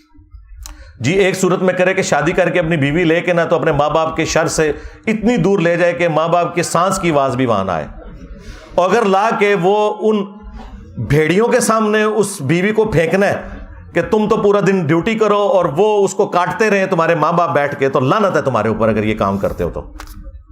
اور ہوتا یہی ہے، کیونکہ وہ تو تمہاری قبر تک بغض نبھائیں گے تمہارے ماں باپ، تو یہ ظلم نہ کرو۔ بہتر ہے کہ سر سٹ کے نہ انہوں دی مرضی نال بیاہ کرو، اور اگر ان کی مرضی کے بغیر کرنا ہے پھر ماں باپ کے سامنے اپنی بیوی کو نہیں لے کے آنا۔ ہاں یہ ظلم کرو گے، ایک بکری کو بھیڑیوں کے آگے ڈالو گے، کیونکہ وہ اپنے بیٹے کا غصہ بھی تمہاری بیوی پہ نکالیں گے۔ ساڑھے کو پھر ہی گلنا جائے۔ بازو پر ٹیٹو کے بارے میں رہنمائی کرتے ہیں، غلط ہے۔ بخاری مسلم میں حدیث ہے، نبی علیہ السلام نے لعنت فرمائی ہے جو دانتوں میں گیپ بنواتے ہیں اور جو گندواتے ہیں، یہ ٹیٹو بنواتے ہیں خوبصورت دکھنے کے لیے، یہ نبی علیہ السلام نے ایسے لوگوں کے اوپر لعنت فرمائی ہے، اور چہرے کے جو بال اکھاڑتے ہیں ان کے اوپر۔ تو اگر زمانے جاہلیت میں کسی نے بنوا لیے ہیں تو بس ٹھیک ہے، وہ بنے رہنے دیں، کوئی مسئلہ نہیں ہے۔ اب اس کے اوپر تیزاب ڈال کے اس کو زخم بنانے کی کوئی ضرورت نہیں ہے، معافی مانگ لینا کافی ہے، باقی وہ غلطی سے اس وقت معاملہ ہو گیا۔ اہل تشیع کے ہاں اعتراض کیا جاتا ہے کہ بی بی فاطمہ کو قتل کیا گیا، اس بات کی کیا حقیقت ہے؟ جعلی ہے جی، آپ کی نیچرل ڈیتھ ہوئی ہے، بالکل جھوٹ ہے یہ. اس پہ تفصیلی ویڈیو میری دیکھ لیں، فاطمہ کا قاتل کون. نبی الاسلام نے فرمایا کہ میں تم میں اپنے بعد اللہ کی کتاب اور اہل بیت کا خوف دلاتا ہوں. تو ہم اہل بیت کی کتابوں سے احادیث کیوں نہیں لیتے؟ جی لیتے ہیں جی، ہم ہی تو لیتے ہیں. اہل بیت کی کتاب قرآن ہے. ہاں، نبی الاسلام نے امت کو قرآن دی ہے. اگر اس سے مراد آپ حدیث کی کتابیں لے رہے ہیں تو وہ تو بعد میں آئیں گی، کیونکہ اہل بیت نے فرمایا کہ ہماری بھی کوئی بات قرآن کے خلاف ہو تو اسے چھوڑ دو. اس وقت جو اہل بیت کے ٹھیکیدار بنے ہوئے ہیں نا، ان کے ایک ایک رگ و ریشے کے اندر شرک داخل ہو گیا ہوا ہے، تو صرف وہ اہل بیت کا نام کیش کروا رہے ہیں. میں نے تو قرآن سے بھی ثابت کیا، اور پھر نہج البلاغہ جس کے اوپر مان تھا اس سے میں نے مولا حسن علیہ السلام کو جو مکتوب نمبر 31 لکھا ہے مولا علی نے، کہ بیٹا حسن تو اس باپ کی اولاد ہے جس نے عنقریب مر جانا ہے، بقا صرف اللہ کی ذات کو ہے. اے میرے بیٹے حسن، تو نے کوئی بھی چیز مانگنی ہے تو اس اللہ سے مانگنا جس نے اپنی درگاہ کا کوئی دربان بھی مقرر نہیں کیا. تم ڈائریکٹ اپنے رب سے مانگنا. مولا حسن کو مولا علی نے یا علی مدد نہیں سکھایا تو باقی تو شاہی کوئی نہیں پھر. ٹھیک ہے نا؟ تو اہل بیت کی کتاب قرآن ہے. اچھا دیکھیں، وہ غدیر خم میں قرآن اور اہل بیت ڈسکس کر رہے ہیں کہ 2 چیزیں چھوڑ کے جا رہا ہوں، اور جب بعد میں باتیں ہوتی ہیں تو کہتے ہیں جی اہل بیت کی کتابیں نہیں لے رہے. بھائی اہل بیت کی کتاب تو وہی ہے جو غدیر خم پہ ساتھ ڈسکس ہوئی ہے، قرآن اور اہل بیت. سمجھ رہے ہیں نا؟ ہاں. باقی جو یہ فروئی مسائل ہیں نا، اس میں 90% چیزیں کامن ہیں. سب سے بڑی چیز نماز تھی نا، میں نے تو ثابت کر دیا کہ سنی اور شیعہ کی نماز ایک ہے. پیچھے کیا چیزیں رہ گئی ہیں جو آپ نے کوئی اس میں سے مسائل نکالنے ہیں؟ حج کرنے کے لیے اہل تشیع بھی مکہ ہی جاتے ہیں، ایران اور عراق نہیں جاتے، آپ بھی وہیں پہ جاتے ہیں. تو کون سے ایسے مسائل رہ گئے ہیں بڑے لیول کے دین کی بنیادی مسائل جن کے اندر کوئی اختلاف ہو؟ تو آپ جسے مرضی فالو کریں، ایک جیسے ہی ہے سارا کچھ. واقعہ کربلا میں کیا امام حسین علیہ السلام نے 3 شرطیں رکھی تھی؟ یہ بالکل جعلی بات ہے. ڈاکٹر اسرار صاحب کی تو بھائی فیلڈ ہی نہیں ہے. ہمارے سامنے انہوں نے خود کہا کہ بیٹا میں امی ہوں اختلافی مسائل میں. تو میں نے کہا ڈاکٹر صاحب مہربانی کریں، جب آپ امی ہیں تو آپ ان مسائل پہ بات نہ کیا کریں. ہمارے استاد مولانا اسحاق صاحب نے بھی ڈاکٹر اسرار صاحب کو ڈانٹا تھا کہ آپ اختلافی موضوعات کے اوپر بات نہ کیا کریں، آپ کی بالکل کوئی اس پہ تحقیق نہیں ہے. یہ تو اسی طریقے سے ہے کہ اب ڈاکٹر ذاکر نائک جو ہے وہ اختلافی موضوعات کے اوپر بریلوی دیوبندی عقائد کے اختلافات پہ بولنا شروع کر دیں، ان کی فیلڈ ہی نہیں ہے. اس کا یہ مطلب نہیں کہ ہم کہتے ہیں ان کا حاکم نے چھین لیا. نہیں نہیں نہیں، فیلڈ بنائیں، علم حاصل کریں، خاری کاٹیں، اس کے بعد ویڈیوز ریکارڈ کریں. ہم کب یہ کہہ رہے ہیں کہ بندہ ویڈیوز ریکارڈ نہ کرے یا بات نہ کرے، لیکن پہلے تحقیق تو کرے نا. میں یعنی اس ہاٹ سیٹ پہ ابھی آگے بیٹھ کے اور پوری دنیا کو آگے لگا لیا. ظاہر ہے اس کے پیچھے میری 25-30 سال کی محنت ہے، تب جا کے اس کرسی پہ بیٹھا ہوں نا. ہاں، تو اس طرح نہیں ہے کہ کوئی بندہ بھی منہ اٹھا کے تو اختلافی موضوعات کے اوپر بات کرنا شروع کر دے. بالکل جعلی بات ہے یہ 3 شرطوں والی. اس کے اوپر آپ یوٹیوب پہ جا کے لکھیں حسین علیہ السلام کی 3 شرائط. یہ جس کتاب سے پیش کر رہے ہیں نا، اس کتاب میں تو پھر یہ لکھا ہے کہ یزید کے ابا اجداد کے تابوت جہنم میں. ہاں، اور یزید کے باپ کے بارے میں اس کتاب میں پھر یہ لکھا ہوا ہے کہ اسے میرے جب ممبر پہ دیکھو تو قتل کر دینا. اتنی خطرناک روایتیں ہیں. اس لیے ہمارے استاد شیخ زبیر لذیذ صاحب نے کہا تھا یہ امام بلازری کی جو کتاب ہے نا انصاب الاشراف، اس سے جان نہیں چھڑاؤ، یہ کتاب ہی جعلی ہے. ورنہ یہاں تو حسین علیہ السلام کو بدنام کرتے کرتے جن کا تم دفاع کر رہے ہو بنو امیہ، ان کو تو سیدھا سیدھا جہنمی اس کتاب میں کہہ دیا گیا. تو اس لیے بہتر یہ کہ اس کتاب سے ہی جان چھڑا لو.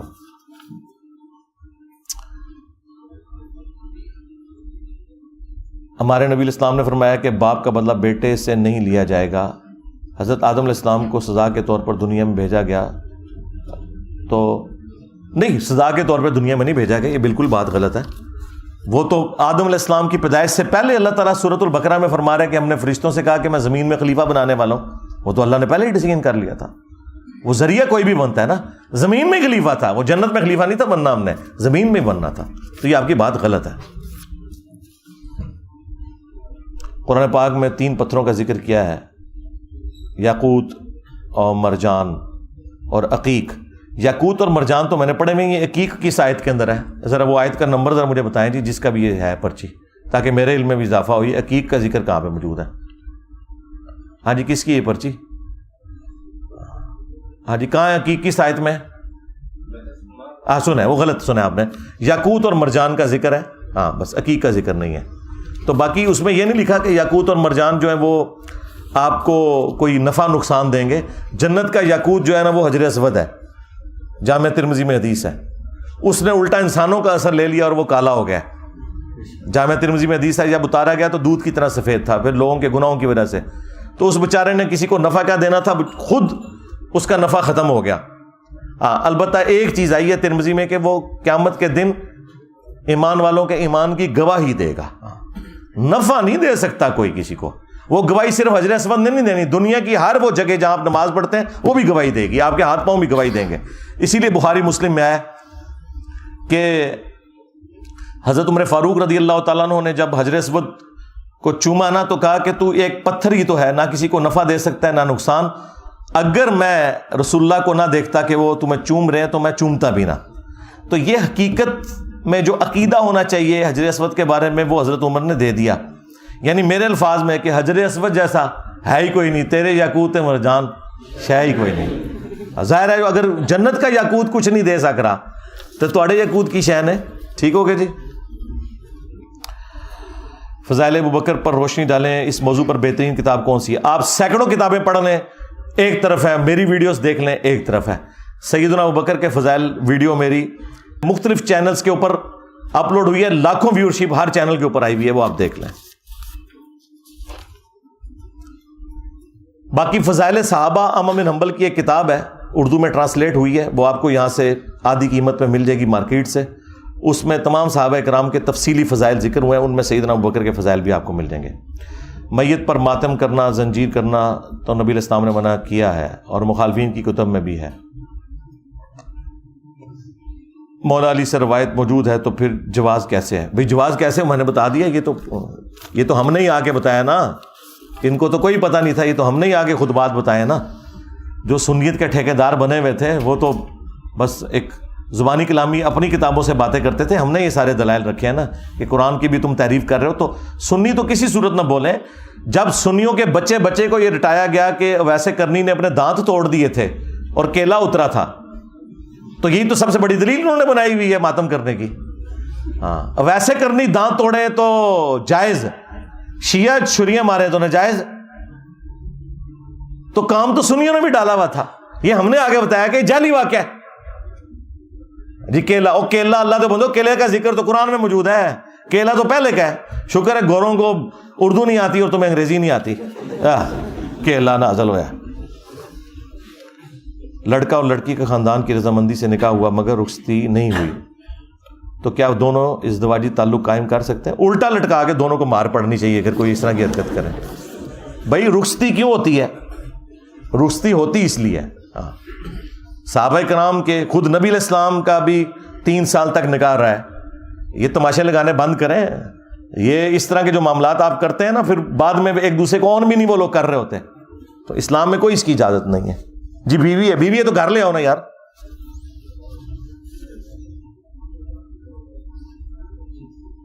میرے گھر والے میرے مخالف ہیں دین کے حوالے سے. بہت اچھی بات ہے, حل بتائیں کیا؟ سب سے پہلے شکر ادا کریں, آپ بھی صحابہ کرام کی صف میں آخری نمبر پہ جا کے شامل ہو جائیں گے, انگلی کٹا کے شہیدوں میں شامل. اور دوسرا یہ ہے کہ فرقہ بازوں کو سمجھانے کا طریقہ یوٹیوب پہ میری ویڈیو دیکھ لیں, اور میرا انٹرویو مجلس 50 وہ دیکھ لیں. میں نے جتنی زندگی میں گدڑ سنگیاں سیکھی تھی دعوت کے حوالے سے وہ اس میں سکھا دی ہیں کہ آپ نے بات کیسے پہنچانی ہے. سورہ طٰہٰ میں ہے کہ اب تم جاؤ فرعون کی طرف, وہ بڑا سرکش ہو گیا ہے. اس کی تفسیر میں ڈاکٹر اسرار صاحب کہتے ہیں کہ موسیٰ فرعون کے پاس جائے گئے, بنی اسرائیل پہ ظلم نہ کریں انہیں اپنے او یار ڈاکٹر اسرار نے نہیں کہا ہوا, قرآن میں لکھا ہوا ہے. خدا کے لیے پاپا جانی نہ بنو. وہ بخاری کی حدیث بیان کرتے ہیں, امام جلال الدین سیوطی فرماتے ہیں, اور حدیث بخاری کی ہوتی ہے.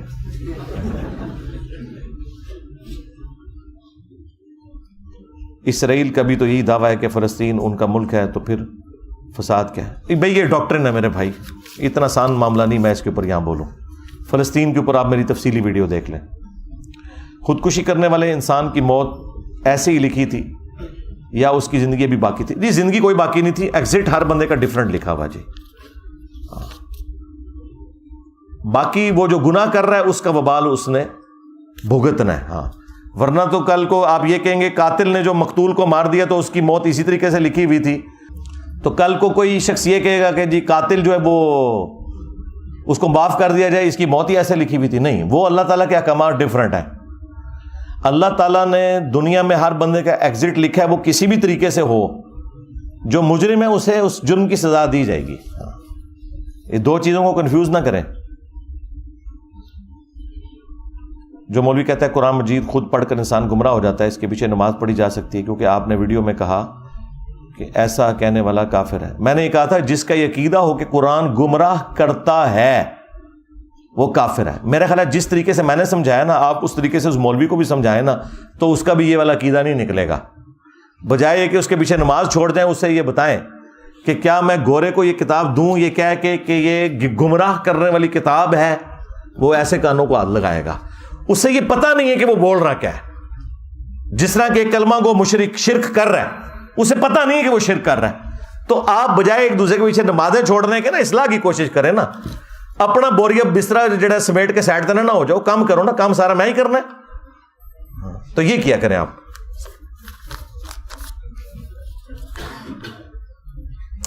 ناف سے گھٹنے تک ستر قرآن و حدیث سے ثابت ہے. جی اجماع ہے اس کے اوپر کہ ناف سے لے کے گھٹنے تک جو ہے وہ ستر کے اندر آتا ہے. بخاری مسلم میں موجود ہے کہ ران جو ہے یہ ستر کے اندر شامل ہے.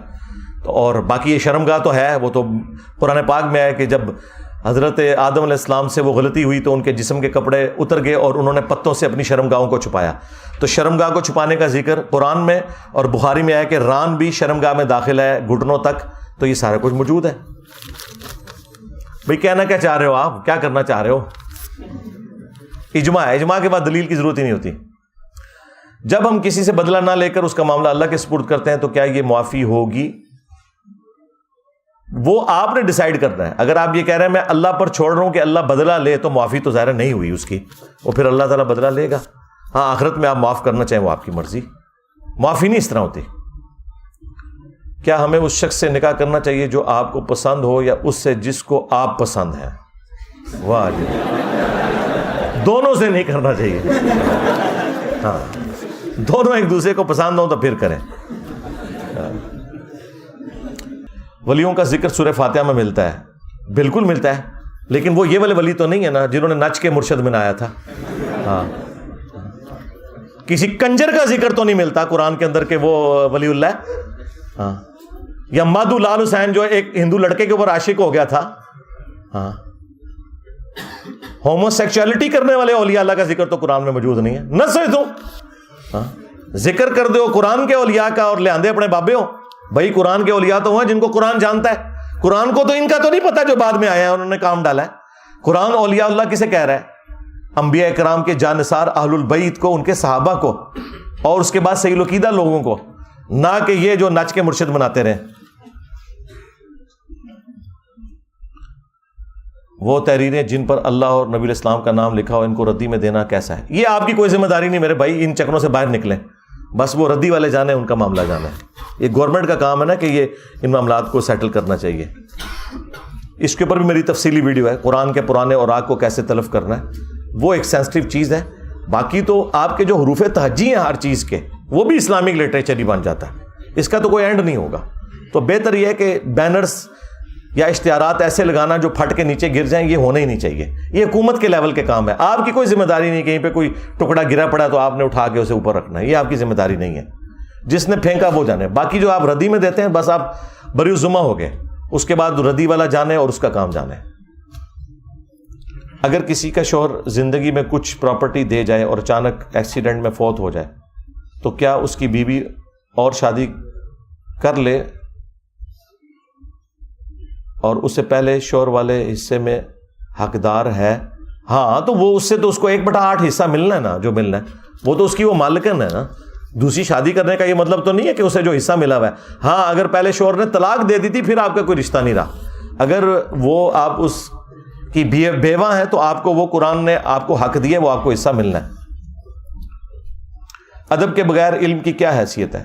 ادب کے بغیر ہی تو علم کامل ہوا ہوا ہے. دیکھ لیں بریلوی جو ہے وہ دیوبندیوں کے بزرگوں کو وہ لانتے بھیجتے ہیں. یعنی اتنے بے ادب ہیں بریلوی کہ دیوبندیوں کے بزرگوں کو گالیاں نکالتے ہیں. نہیں بڑے با ادب ہیں، وہ اپنوں کے لیے ہے نا بھائی. اور دیوبندی دیکھ لیں کتنے بے ادب ہیں کہ وہ احمد رضا بریلوی ان کی جماعت کو شیطانی لشکر کہتے ہیں، اور کوئی چھوٹا بچہ نہیں، ان کے بڑے، اور بریلویوں کے بڑے نے ان کو واجب القتل قرار دیا ہے. تو واقعی دونوں ادب سے آ رہی ہیں. یہ ہے اس کا جواب. اور اگر آپ اس ادب کی بات کر رہے ہیں جو قرآن و سنت میں وارد ہوا ہے کہ جو واقعی ادب کے قابل ہیں ان کا ادب کیا جائے، اور جو گستاخ ہیں، مشرک ہیں، ان کی اصلاح کی کوشش کرنی چاہیے. باقی ہم سے زیادہ کوئی اللہ کے فضل سے ادب نہیں کرتا. میرے علاوہ پلانٹ ارتھ پہ کوئی نان بریلوی نہیں ہے جو احمد بریلوی کو اعلیٰ حضرت کہتا ہو. وہابی تو کالا حضرت کہتے ہیں اسے. ہاں، اشرف علی تھانوی کو کہتے ہیں مریض الامت، وہ دیوبندی کہتے ہیں کیم الامت، یہ کہتے ہیں مریض الامت. تو میں تو کہتا ہوں مولانا اشرف علی تھانوی صاحب. اگرچہ میں یہ بتاتا ہوں کہ اس نے اپنے نام کے کلمے کو انڈورس کیا، لیکن دیکھ لیں میرا کتنا حوصلہ ہے، میں نام بڑے احترام سے لیتا ہوں. آپ نے کافی دفعہ بریلوی اسرائیل کو دعوت دی ہے کہ وہ آپ سے آ کے بات کیوں نہیں کرتے. جی میں نے کوئی دعوت نہیں دی ہے، یہ میرے اوپر جھوٹا الزام نہ لگائیں. وہ کہتے ہیں کہ ہمارے مولویوں کے سامنے بیٹھو. میں نے نہیں انہیں کہا کہ میرے سامنے آ کے بیٹھو. میں نے کیوں بیٹھنا ابھی؟ میں نے کسی کا، یہ اکثر لوگ آگے سوال کر رہے ہیں انجینئر صاحب کہہ رہے ہیں جی میرے ساتھ بٹھا دو، اور میں نے نہیں کہا، خدا کے لیے ریبٹل کے طور پہ ہے. وہ کہتے ہیں ہماروں کے ساتھ بیٹھے. تو میں نے کہا تھا پھر بڑوں کو لانچ کرو، اور وہ بھی اپنے اسٹوڈنٹس کا منہ بند کرنے کے لیے اور مخالفین کا منہ بند کرنے کے لیے. میں نے کبھی کسی کو نہیں کہا کہ یہاں آئے اور آ کے میرے ساتھ مناظرہ کرے. میں نے کیوں کرنا ہے یار؟ میں نے نواز رفیع الدین سے شروع کی ہے، لوگ میری طرف حیرت سے دیکھتے ہیں. میں خود بھی بریلوی ہوں، تو کوئی مسئلہ نہیں، حیرت سے دیکھنے دیں. اور بس انتظار کریں، جس دن 11ویں پکے گی نا اس مسجد میں، اس دن آپ نے 11ویں والے کی کتاب لے کے جانا ہے. کہنا دیکھیں میں 11ویں کھانے آپ کے ساتھ بیٹھا ہوں، اب 11ویں جو کھائی ہے اس کو حلال کریں گے. 11ویں والے نے جو طریقہ نماز کا لکھا ہے رفع الدین کے ساتھ، بخاری مسلم والا، اس کے مطابق نماز پڑھ کے ابھی پتہ چل جائے گا کہ کون سا روحانی طور پر حلالی 11ویں کے ماننے والا ہے اور کون سا غیر حلالی ماننے والا ہے. ان کی لینگویج میں بات کر رہا ہوں، روحانی طور پہ. میں وہ آؤٹ آف ویڈ لاک کی بات نہیں کر رہا. اسلام نے عورت کو کس طرح کے پردے کا ہے؟ چہرے کا پردہ ہے جی. حجاب لکھیں اور انجینئر محمد علی مرزا میری تفصیلی ویڈیو کھل جائے گی. اسلام میں صرف سیکس کے حصول کے لیے شادی کی جا سکتی ہے، یا لونڈی کانسیپٹ تو ختم ہو چکا ہے؟ لونڈیاں تو جان چھڑاؤ، عمران دی فکر کرو. اور باقی یہ رہ گیا جو جی اپنی پاک دامنی کے لیے شادی کی جائے گی. بخاری مسلم میں موجود ہے، نبی اسلام نے فرمایا کہ نوجوانوں کے گروہ اگر تم میں کسی میں استطاعت ہے تو وہ نکاح کرے. نکاح کرنا نگاہوں کو نیچا کرتا ہے اور تمہاری شرمگاہ کی حفاظت کا ذریعہ ہے. تو یہ ایک ذریعہ ہے، بالکل اس کے لیے کیا جائے. اور باقی پرائمری مقصد اللہ تعالیٰ نے اس کے ساتھ اولاد کا ایک سلسلہ جوڑا ہوا ہے. ٹیک لگا کر ٹانگ کے اوپر ٹانگ رکھ سکتے ہیں جی، کوئی ممانعت نہیں. اس کے اوپر آپ میری ایک تفصیلی ویڈیو دیکھیں، پیٹ کے بل لیٹنا، اس میں نے یہ جو سارے معاملات ہیں چھوٹے چھوٹے ساتھ اس کے ڈسکس کیے ہوئے ہیں. نفلی روزے کا کیا کفارہ ہے؟ کوئی کفارہ نہیں ہے. بخاری مسلم موجود ہے. امہات المومنین کہتی ہیں کہ نبی علیہ السلام صبح کے وقت گھر تشریف لاتے، پوچھتے ناشتے کے لیے کوئی چیز ہے، اگر کوئی مل جاتی تو آپ افطار کر لیتے، اور افطار کرتے بغیر سحری کے رکھا ہوا روزہ. افطار عربی میں بریک فاسٹ، اس لیے آپ بریک فاسٹ اسے کہتے ہیں. اور اگر پتہ چلتا کچھ نہیں ہے تو آپ فرماتے ہیں آج پھر ہم روزے سے ہیں. تو یہ ایک تو نبی علیہ السلام کے گھر کی جو ایک فقر کا لیول تھا وہ بھی پتہ چلا. دوسرا یہ بھی پتہ چلا کہ یہ آپ کی مرضی ہے کہ آپ روزہ رکھیں نہ رکھیں، توڑ دیں، کفارہ کوئی نہیں. یہ حنفیوں کا مسئلہ بالکل جعلی ہے کہ نفلی روزہ اگر توڑ دیا تو آپ کو ایک روزہ رکھنا پڑے گا. جو چیز خود ہی نفلی ہے اس کا کفارہ کہاں سے ہوگا؟ صرف منت کے روزوں کا کفارہ ہوگا کیونکہ وہ واجب ہوتے ہیں. جو امیر کوفہ ولید کے دور میں جادوگر تھا وہ واقعتاً جادو سے معجزے دکھاتا تھا. نہیں، جادو سے کوئی معجزہ نہیں دکھایا جاتا، وہ نظر کا دھوکہ ہوتا ہے. قرآن میں ہے کہ رسیاں سانپ نظر آئیں لیکن وہ سانپ ہے نہیں تھی، کیونکہ سورہ الحج میں ہے کہ کوئی ایک مکھی بھی نہیں بنا سکتا. تو وہ بنا کچھ نہیں تھا، صرف نظروں کا دھوکہ تھا، بس اس سے زیادہ کچھ نہیں تھا. کیا شیطان کی پوجا کی کوئی اصلیت ہے؟ یہ کہانی ہے. نہیں، یہ پورا ایک مذہب ہے سیٹنزم. یوٹیوب پہ جا کے لکھیں، اس کے ماننے والے عراق میں موجود ہیں. اور انڈائریکٹلی تو پاکستان میں بھی کئی شیطان کے پجاری موجود ہیں جو یہ جادوگر ہیں، اور جو شیطان کے ایجنٹ جمعے والے دن آپ کو ممبروں پہ نظر آتے ہیں. اگر یہ کہہ رہے ہیں میں علماء کی توہین کر رہا ہوں تو بریلویوں سے پوچھیں کہ یہ جو دیوبندی علماء انسانی شکل میں خطبوں میں آپ کو غلط کہہ رہے ہو، کہیں گے یہ شیطان ہے. اور دیوبندیوں سے پوچھنے کی ضرورت نہیں، انہوں نے المہند میں لکھا ہے احمد صاحب بریلوی ان کی پوری جماعت ایک شیطانی لشکر ہے. اچھا یہی بات ہے جب میں کرتا ہوں کہتے ہیں انجینئر صاحب کی زبان صحیح نہیں ہے. سرکار آپ کے بزرگوں سے سیکھا ہے، بس 99 قتل تسی کیتے سر، میں سینچری مکمل کرتی ہے. تسی دوسرے نو مارے ہویا سی.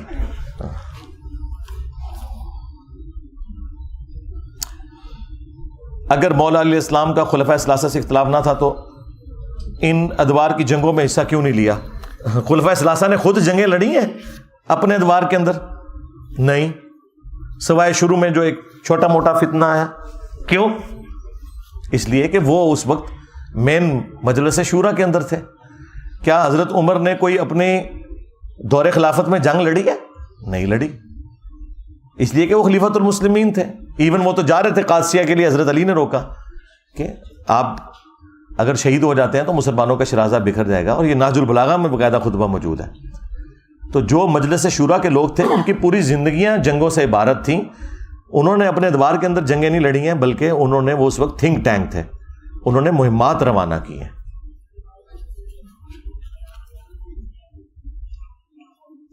یہ اخلاق کی کون سی قسم ہے کہ آپ نے ایک انٹرویو میں کہا کہ پاکستان میں اتنے پاگل کتے نہیں ہیں جن کو کمیٹی والے مار دیتے ہیں، اتنے شیخ الحدیث پاکستان میں پائے جاتے ہیں.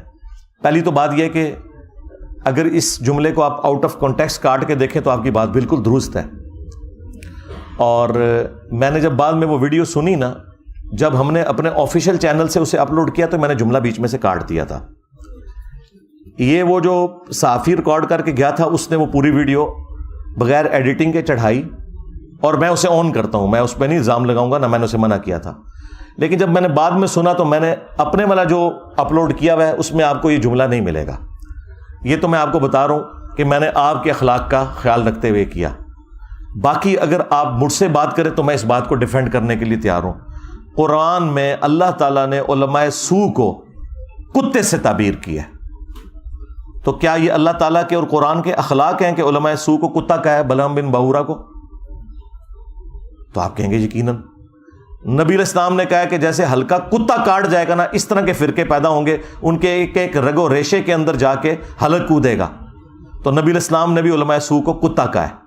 تو سرکار انجینئر اللہ رسول کا ماننے والا ہے، طارق جمیلی یا غامدی کا ماننے والا نہیں جو اپنی مرضی سے اخلاقیات آپ کو سکھاتے ہیں، اور خود یہ ایک دوسرے کے علماء کو یہی کچھ کہتے ہیں. تو میں نے یہ بات کی تھی جو اس حوالے سے کی تھی وہ یہی کی تھی. مجھے تو کہنا چاہیے یہ جو شیخ الحدیث ہے یہ تو غدار الحدیث ہے.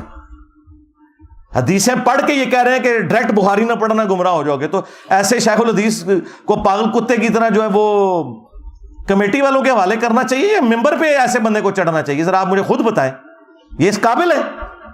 اور اگر اس سے مراد وہ شیخ الحدیث ہیں جو واقعی جینولی حدیث کا کام کر رہے ہیں تو ان کے قدموں کی خاک میری آنکھوں کا سرما.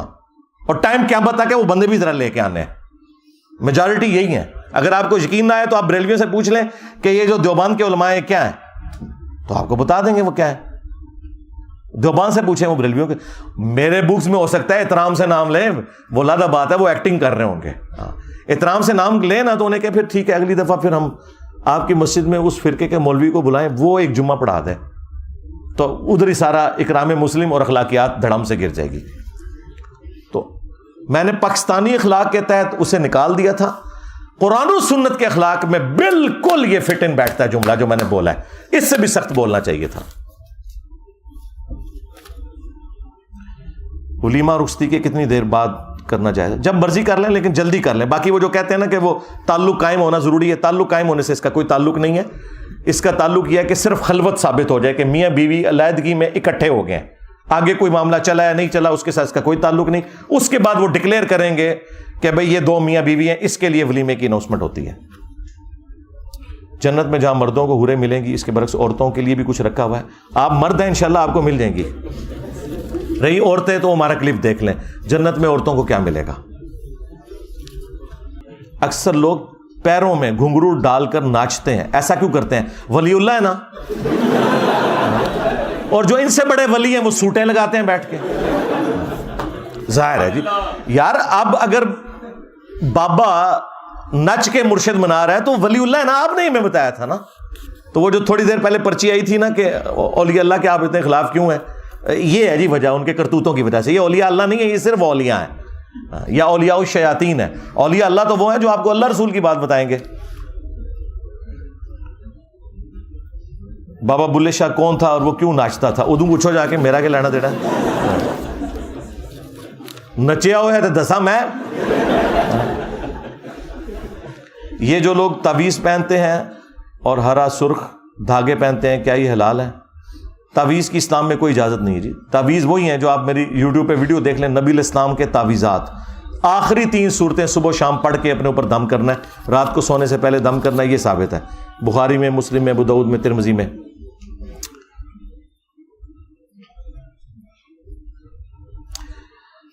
لوگ سوال کرتے ہیں کہ آپ بابوں کو نہیں مانتے, لیکن جو کتابیں ہیں وہ آپ نے آگے رکھی ہیں وہ بھی تو بابوں کی لکھی ہیں. جی ان بابوں کو تو ہم مان رہے ہیں, ہم آپ کے بابوں کو نہیں مان رہے. اس کے اوپر میری تفصیلی ویڈیو ہے. پچھلے دنوں بھی جو حنیف قریشی صاحب نے محرم الحرام کے مہینے میں باب تشیع کوئی نہیں, جب بلال قطب نے بولا تھا تو میں نے اس کا جواب دیا تھا. اس پہ میرا آپ یوٹیوب پہ جا کے لکھیں انجینئر کے بابے کون, تو اس طرح تو نہ کریں, ان کے پیچھے تو نہ جا کے چھپیں. ٹھیک ہے. تراوی, علی بھائی تراوی میں بھی تو وی آتا ہے, تو آپ 20 تراوییں کیوں نہیں مانتے؟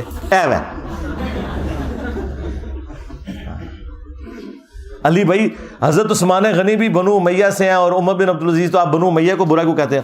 تو مڑ کے 2 بندے ہی نظر آئے نا, باقی جڑے کرتوت کر کے گئے نا, ہم تو ان کی بات کر رہے ہیں, حضرت عثمان اور عمر بن عبدالعزیز کی بات تو نہیں کر رہے.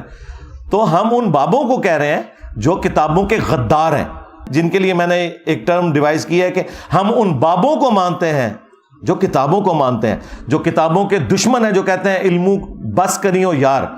تو جب وہ کتابوں کے دشمن ہے تو عزت تو بابوں کی کتابوں کی وجہ سے ہونی تھی. جب وہ کتابوں کے دشمن ہو جائیں, قرآن و سنت کے دشمن ہو جائیں, تو ان کے لیے پھر یا تو یہ ہے کہ انہیں اپنے بڑے بابوں کے پاس پہنچا دیا جائے آخرت میں, یا کوئی ویٹیکن سٹی بنا کے اس میں قید کر دیا جائے. آپ نے ایک ویڈیو میں بولا تھا شراب پینا حرام ہے لیکن شراب ناپاک نہیں. ہاں جی, وہ شراب اس اعتبار سے ناپاک نہیں کہ کپڑوں پر لگ جائے. تو جو یہ کہہ رہے ہیں ناپاک ہے, دلیل اس نے پیش کرنی ہے. بہتا ہوا لہو بھی پینا حرام ہے, کپڑوں کو لگ جائے تو پاک ہے.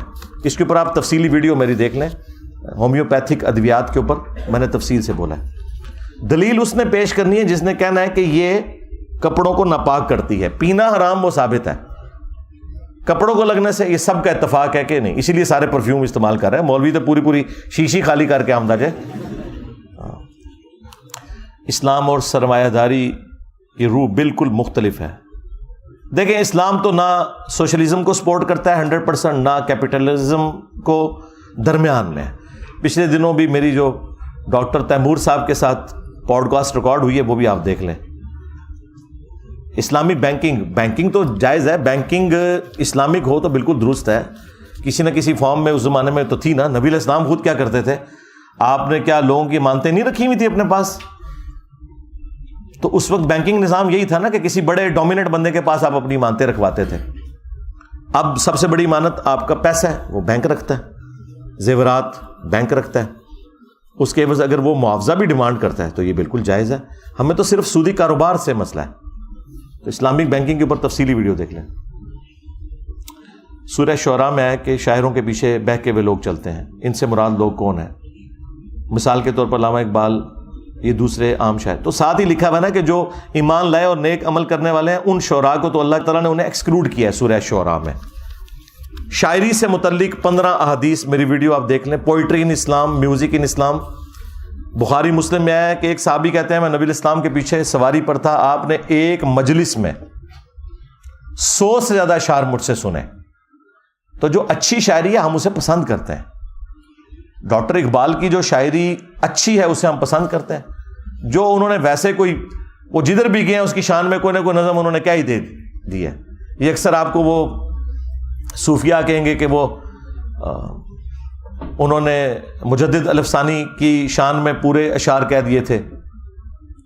وہ ہند میں سرمایہ ملت کا نگہبان, اللہ نے جسے کیا بر وقت خبردار, حاضر ہوا میں شیخ مجدد کی لحد کے اوپر.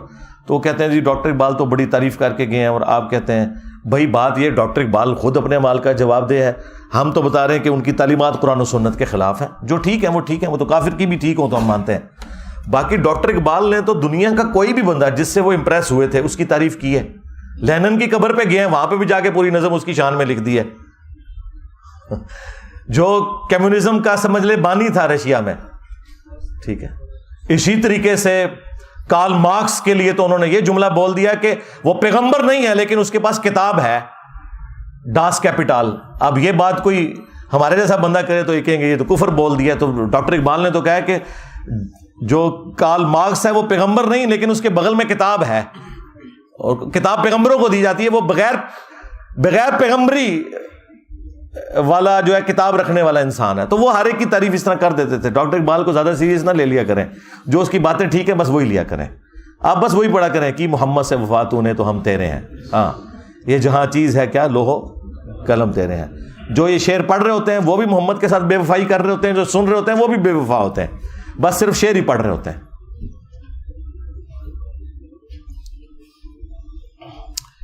کیا اس دور میں نماز ٹراؤزر شرٹ کے ساتھ ہو سکتی؟ شرٹ پر کوئی جانور کا نشان ہو؟ جی ہو جائے گی. ٹی شرٹ میں نماز پڑھنا میری ویڈیو دیکھ لیں. جانور کے چھوٹے موٹے جو نشانات ہیں, ایسے کوئی فرق نہیں پڑتا. وہ آپ نے کوئی تعظیم کے طور پہ عبادت کے لیے تو نہیں لگائے ہوئے, مونوگرامز ہیں, کوئی مسئلہ نہیں. اگر زور اثر جمع کیے ہوں بغیر خوف کے اور اثر کی نماز ٹائم پر پڑھی, جماعت بھی مل گئی, تو پہلے اثر پڑھیں گے. یہ تو پہلے میں جواب دے چکا ہوں. ترتیب آپ نے قائم رکھنی ہے. نماز پڑھتے وقت اگر آگے سے کوئی گزر جائے تو نماز ٹوٹ جائے گی؟ نماز نہیں ٹوٹے گی, اس سے آپ نے لڑنا ہے. بخاری مسلم میں ہے کہ وہ شیطان ہے, اسے روکو, اگر نہ رکے تو لڑو. نمازی کے آگے سے گزرنا, میری تفصیلی ویڈیو دیکھ لیں. جو واقعہ کربلا ہوا, کیا اس میں صحابہ کرام کی اولادیں تھیں؟ حضرت ابوبکر, عمر, عثمان و علی. جی حضرت علی کی اولادیں تو شہید ہوئی ہیں, باقی 3 خلفاء کی اولادیں نہیں تھی. سعد ابن ابی وقاص کا بیٹا تھا, عمر ابن سعد, اور باقی لوگ تھے. تو اس میں ان صحابہ کا تو کوئی قصور نہیں ہے. حضرت نوح کا بیٹا کافر نکل آئے تو حضرت نوح علیہ السلام کا تو قصور نہیں ہے. میرے کچھ جاننے والے الہاد کی طرف چلے گئے. وہ سوال پوچھتے ہیں کہ خدا نے جب ہماری مرضی سے ہمیں اس دنیا میں نہیں بھیجا تو ہم اس کی رضا کے مطابق خود کو امتحان میں کیوں ڈالیں؟ ٹھیک ہے, تو انہیں جہنم میں جانے دیں, سیدھی سی بات ہے. انہیں آپ مثال سے سمجھائیں جو میں نے اکثر دی ہے. اگر کوئی شخص آپ کی مرضی کے بغیر آپ کو سمندر میں یا دریا میں دھکا دے دے تو آپ یہ کہیں گے کہ چونکہ مجھ سے نہیں پوچھا لہذا میں ڈوب جاؤں گا, تو ڈوبو, مرو. اور دوسری طرف ایک کنارے پہ کھڑا ہوا شخص یہ کہہ رہا ہے کہ بھائی اس طرح ہاتھ پاؤں مارو, کنارے تک پہنچ جاؤ گے, کامیاب ہو جاؤ گے. آگے سے وہ ضد کرے کہ نہیں میں نے ہاتھ پاؤں نہیں مارنے, تو خود ہی ڈوبے گا نا. اس کنارے والے کا کیا بگاڑ رہا ہے وہ, ایسا ہی ہے نا. لیکن اگر وہ اس کی بات مان لے گا, کنارے پہ لگ جائے گا, پھر دیکھ لے کہ کس نے دھکا دیا, تو انشاءاللہ جب جنت میں جائیں گے تو اللہ سے پوچھ لیں گے. فی الحال تو وقت ہے, پیغمبر کنارے پہ کھڑے ہو کے آواز دے رہا ہے کہ بھائی تمہیں تمہارے رب نے بنایا اور تم نے اس کے سامنے اکاؤنٹیبل ہونا ہے, تو بھائی چپ کر کے پیغمبر کی بات کو مان لیں. سیدھی سی بات ہے.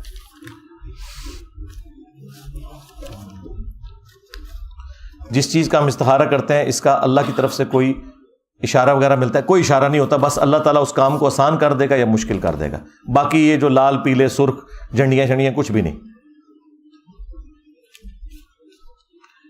جیسا کہ امام مہدی کا ظہور ہونا ہے, ظہور کیسے ہوگا؟ وہ پیدا ہوں گے, بڑے ہوں گے, پھر تبلیغ شروع کریں گے. جی ظاہر ہے جی, ایک دن میں تو کوئی نہیں بن جاتا. باقی انشاءاللہ امام مہدی علیہ السلام جب آئیں گے تو اللہ تعالیٰ خود ہی لوگوں کے دل ان کی طرف کر دے گا. امام مہدی کے اوپر میری تفصیلی ویڈیو آپ دیکھ لیں. ابھی بہرحال کوئی مہدی نہیں ہے, بے فکر رہیں. 500 مہدی وڈے جا چکے ہیں ان تک, امت جعلی.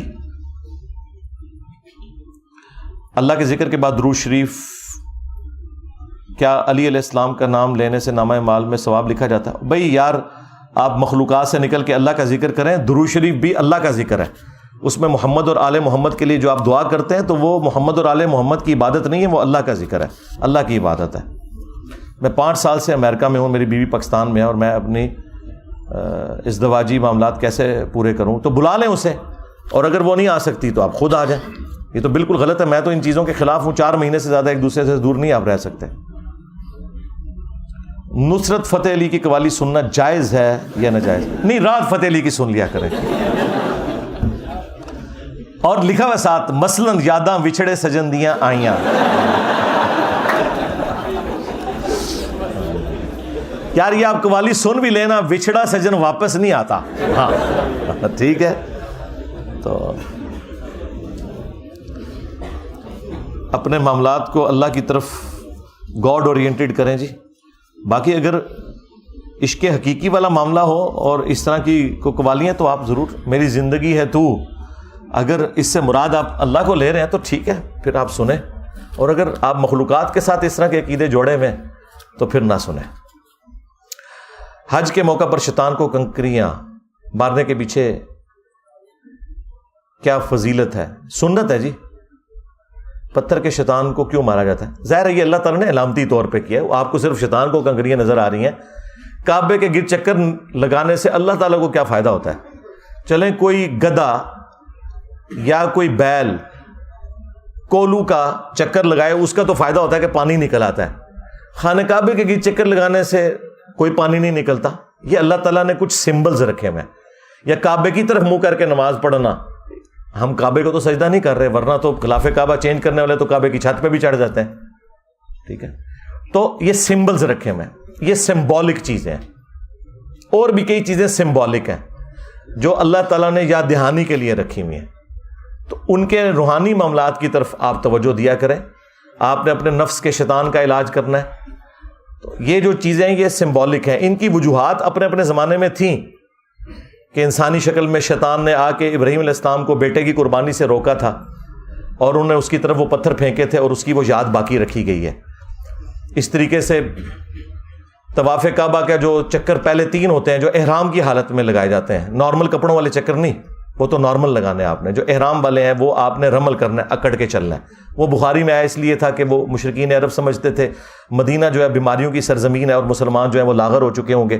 تو نبی اسلام نے پھر حکم دیا کہ تم نے اکڑ کے چلنا ہے تاکہ پتہ چلے کہ ہم صحت مند ہیں. لیکن آج تک وہ سنت باقی ہے. اس طرح صفا اور مروہ کے درمیان جو صحیح میں ایک پورشن آتا ہے جو آپ نے بھاگ کے کرنا ہے، وہ اس لیے کہ وہ ایک پورشن تھا جہاں سے اماں ہاجر جو تھیں، ہاجرہ لفظ غلط ہے، یہ ہاجر ہے، ان کو اسماعیل علیہ السلام نظر نہیں آ رہے ہوتے تھے، تو وہ اتنے حصے میں تیزی سے گزرتی تھیں ایک پہاڑی سے دوسری پہاڑی کی طرف تاکہ بچے کی طرف بھی نظر رکھیں، اور وہ پریشان بھی تھی پانی کی تلاش میں. تو نبی علیہ السلام بھی اس جگہ کے اوپر دوڑے تھے اس سنت کو پورا کرنے کے لیے. اب تو وہ بالکل فلیٹ ہے، بلکہ اب تو وہ ایئر کنڈیشن پورشن ہے، لیکن ہم اس سنت کو پھر بھی عمل کرتے ہیں. اور وہ سنت بھی صرف مردوں کے لیے. وہ بھی مسند امام شافعی میں موجود ہے کہ عبداللہ بن عمر کہتے ہیں کہ جو طواف کعبہ کا رمل ہے، اکڑ کے چلنا اور سعی میں دوڑنا، وہ 2 پوائنٹس کے درمیان، یہ صرف مردوں کے لیے، عورتوں کے لیے نہیں ہے. ہاں اگرچہ وہ عورت ہی تھیں لیکن وہ اکیلی تھی نا، ان کی بے پردگی تو نہیں ہو رہی تھی نا. اب اگر عورتیں اس طرح بھاگیں گی مردوں کے سامنے تو بے پردگی ہوگی، اس لیے نبی علیہ السلام نے صرف مردوں کے لیے اسے سنت ٹھہرایا ہے، عورتوں کے لیے وہ نہیں ہے. وہ بعض لوگ کہتے ہیں نا کہ یہ کہاں لکھا ہوا ہے جی، یہ تو اجماع سے ثابت ہے. تو ہم نے کہا تھا اجماع سے بھی ثابت ہے، اجماع کو تو ہم بھی مانتے ہیں، لیکن حدیثیں بھی موجود ہیں. اور جب امت میں کوئی دوسری رائے نہ ہو تو اجماع سے بڑی کوئی دلیل ہی نہیں ہے. امام شافعی تو کہتے ہیں کوئی صحیح حدیث بھی ملے نا تو میں اجماع کو فالو کروں گا، کیونکہ وہ حدیث منسوخ ہی ہوگی.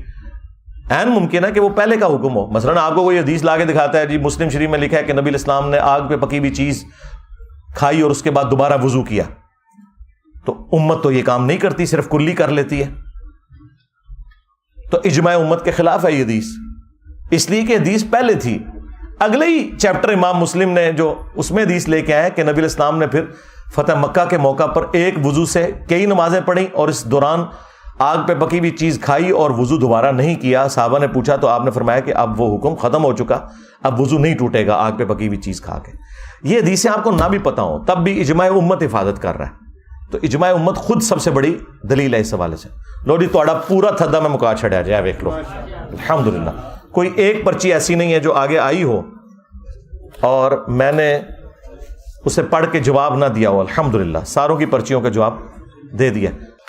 اللہم انی اسألک بانک انت اللہ لا الہ الا انت الاحد الصمد الذی لم یلد ولم یولد ولم یکن لہ کفوا احد وإلہکم الہ واحد لا الہ الا هو الرحمن الرحیم الف لام میم اللہ لا الہ الا هو الحی القیوم اللہم صلی علی محمد وعلی آل محمد اللہم ربنا آتنا فی الدنیا حسنہ وفي الآخرة حسنة وقنا عذاب النار ربنا آتنا من لدنك رحمة وهيئ لنا من أمرنا رشدا لا إله إلا أنت سبحانك إني كنت من الظالمين اللهم ربنا آتنا في الدنيا حسنة وفي الآخرة حسنة وقنا عذاب النار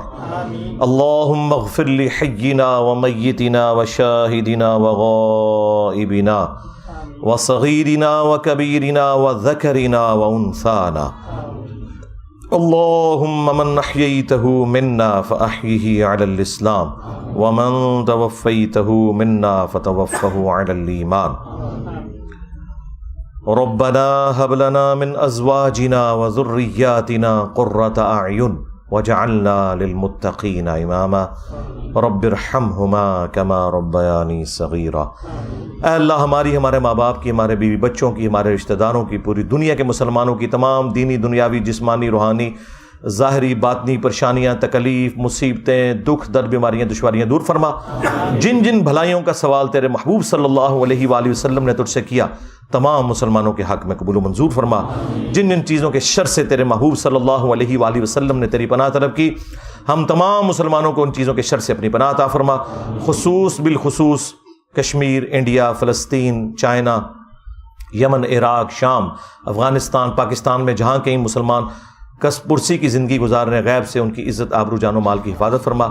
حاضرین کے جو چھوٹے بڑے رشتہ دار فوت ہو چکے ان کی مغفرت فرما۔ حاضرین میں سے جو بیمار ہیں یا ان کے رشتہ دار بیمار ہیں انہیں شفاء کلی عطا فرما اور نیک دلی جائز دعاؤں کو قبول و منظور فرما۔ اے اللہ ہمارے ملک پاکستان کی خیر فرما، اندرونی اور بیرونی خطرات سے محفوظ فرما، پورے عالم اسلام کی خیر فرما۔ سبحان ربک رب العزت عما یصفون وسلام علی المرسلین والحمد للہ رب العالمین وصلی اللہ علی النبی الکریم وعلی آلہ وصحابہ اجمعین الی یوم الدین۔ اچھا اب اپنی ریکارڈ۔ اللہم انی اسألک بانک انت اللہ لا الہ الا انت الاحد الصمد الذی لم یلد ولم یولد ولم یکن لہ کفوا احد وإلہکم الہ واحد لا الہ الا هو الرحمن الرحیم الف لام میم اللہ لا الہ الا هو الحی القیوم اللہم صلی علی محمد وعلی آل محمد اللہم ربنا آتنا فی الدنیا حسنہ وفی الآخرة حسنة وقنا عذاب النار ربنا آتنا من لدنك رحمة وهيئ لنا من أمرنا رشدا لا الہ الا انت سبحانک انی کنت من الظالمین اللہم ربنا آتنا فی الدنیا حسنة وفی الآخرة حسنة وقنا عذاب النار